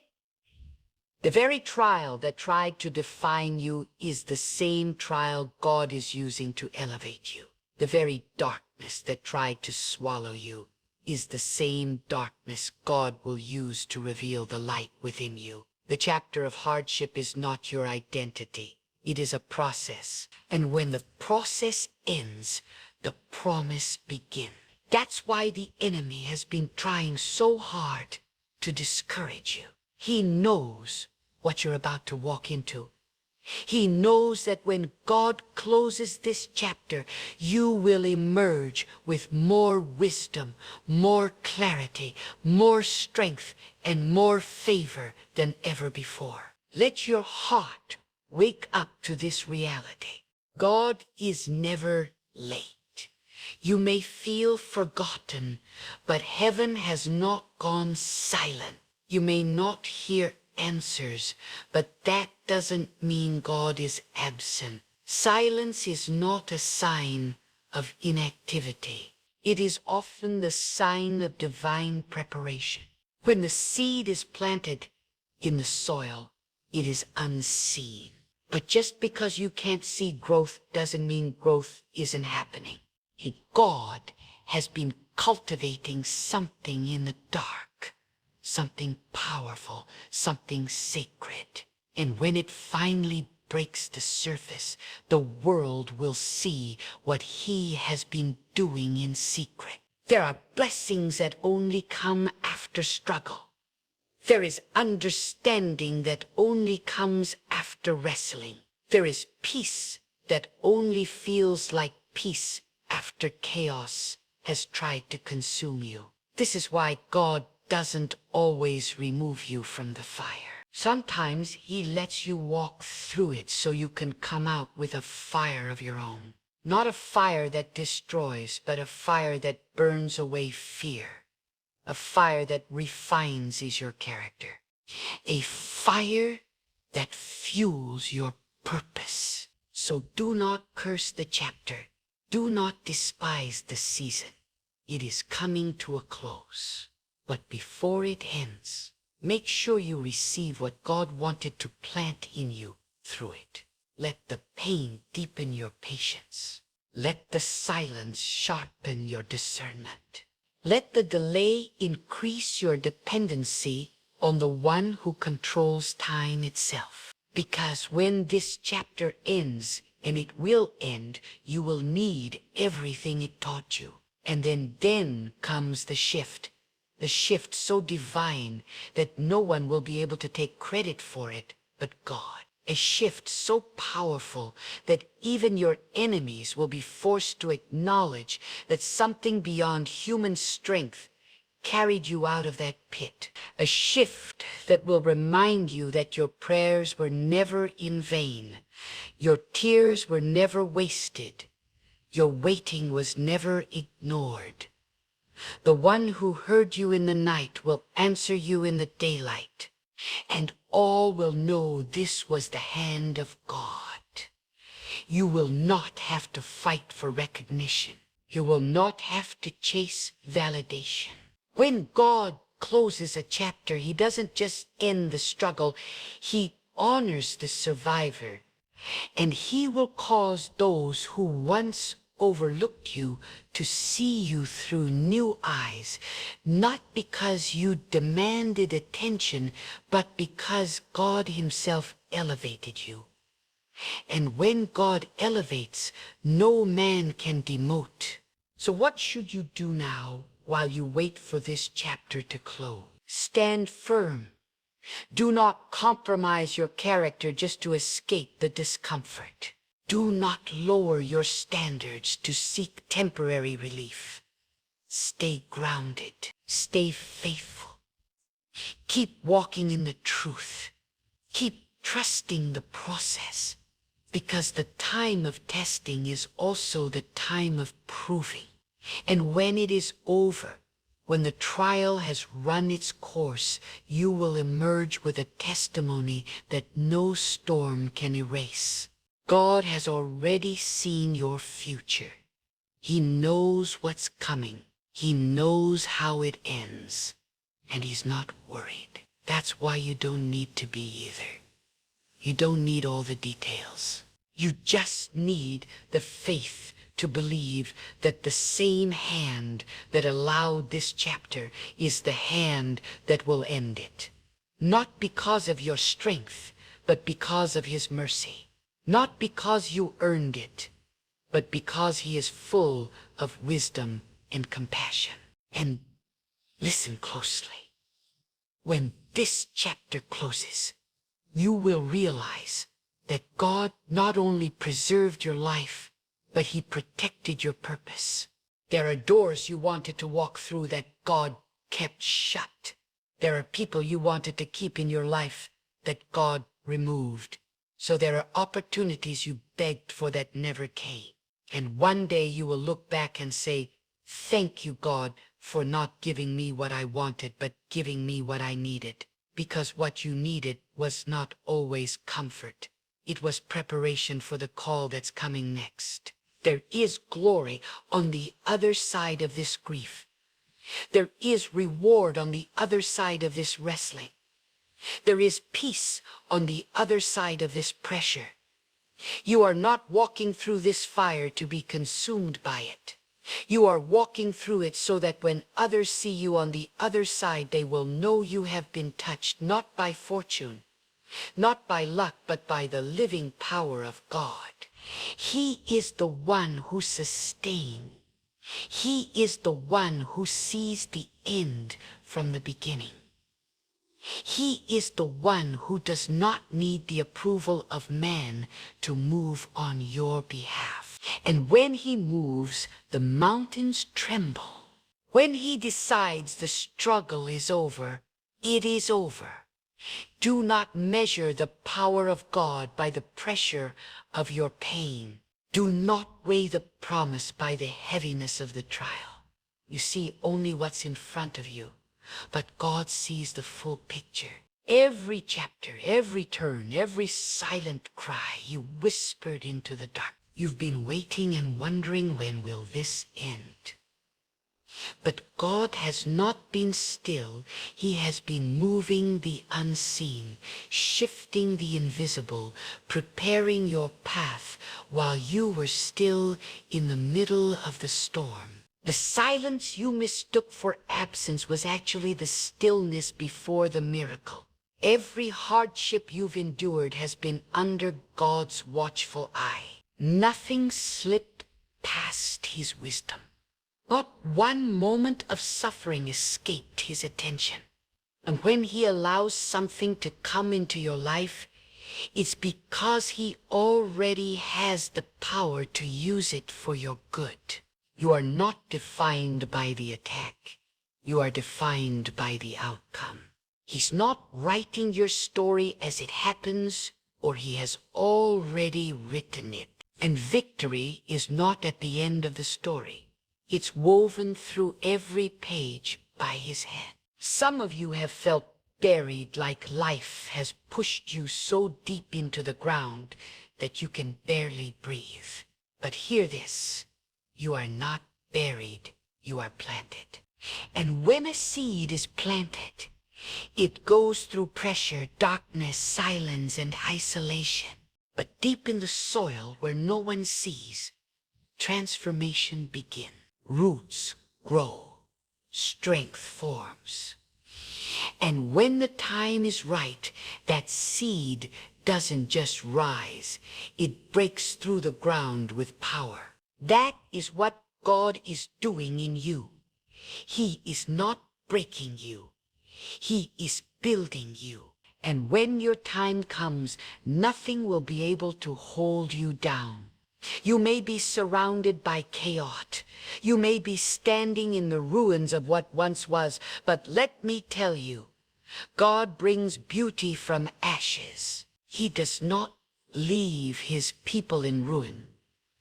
He does not abandon what he started. And if everything around you has crumbled, then that only means he's about to build something new, something stronger, something no storm can ever destroy again.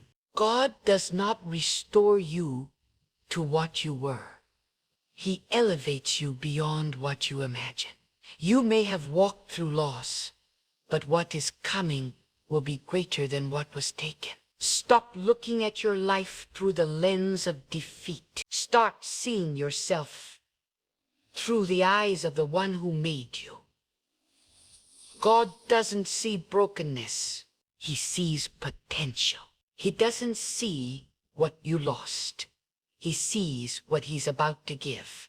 He doesn't see a failure. He sees a vessel ready for his power.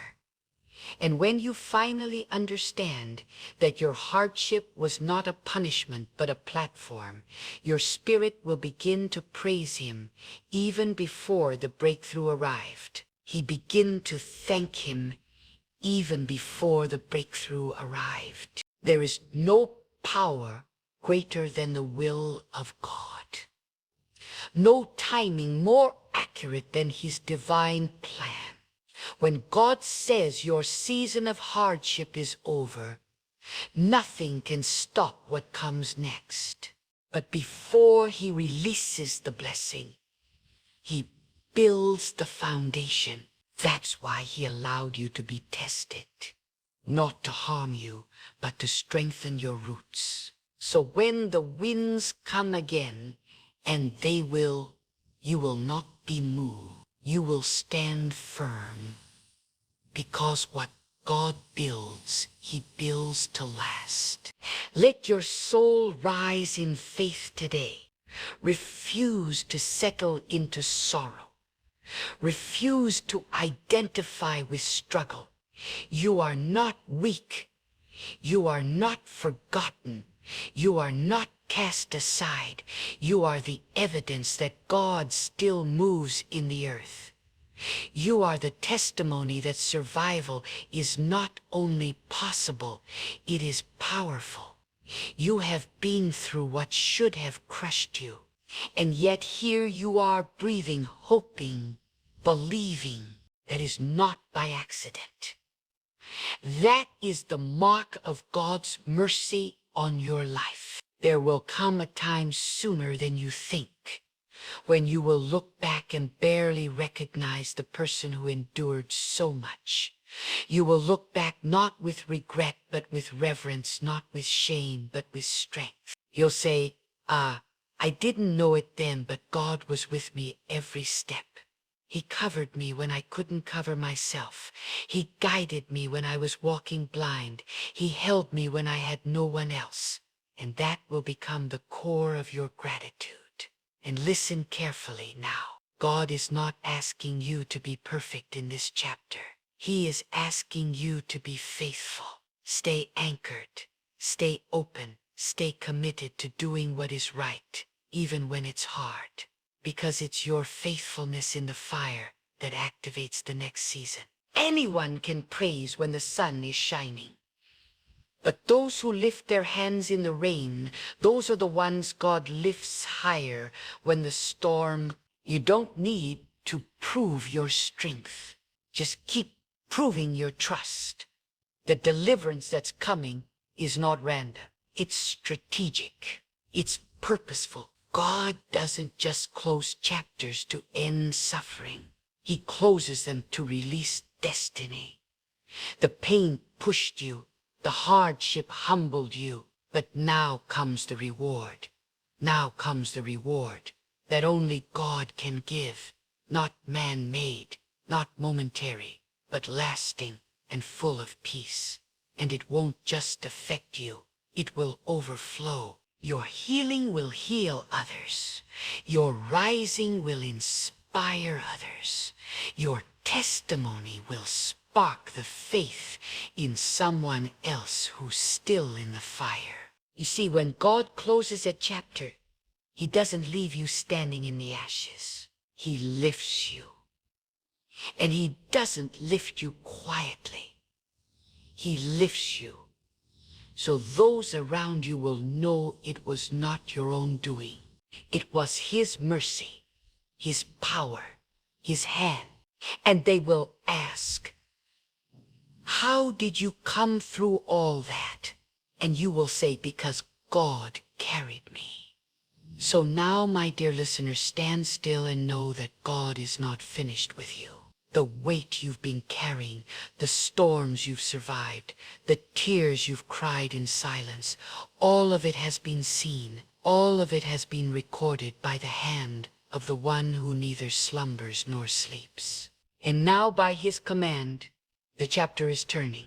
Not by chance, not by the will of man, but by the decree of God Almighty. The weight of sorrow that has followed you is about to be replaced by peace. The fear that once held your heart captive is about to be shattered by heavenly assurance. Every closed door, every broken path, every prayer that seemed unanswered, they are now being rewritten by the hand of divine purpose. And what unfolds next will prove that the hardship was never your final verdict. It was only the setup, a sacred preparation for a destiny far greater than you ever dreamed. Step forward, not with fear, but with faith. Do not look back with regret, but lift your eyes with expectation. The season of struggle is drawing to a close.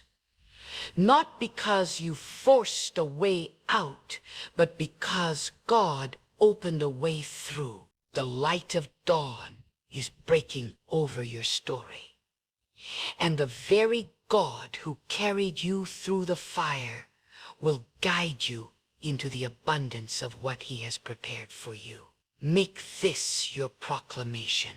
God is faithful. God is sovereign. He is transforming my pain into purpose, my battles into victory, and my struggles into a testimony. The new chapter begins today, written by God's own hand, overflowing with peace, triumph, and the undeniable proof that He was with you every step of the way.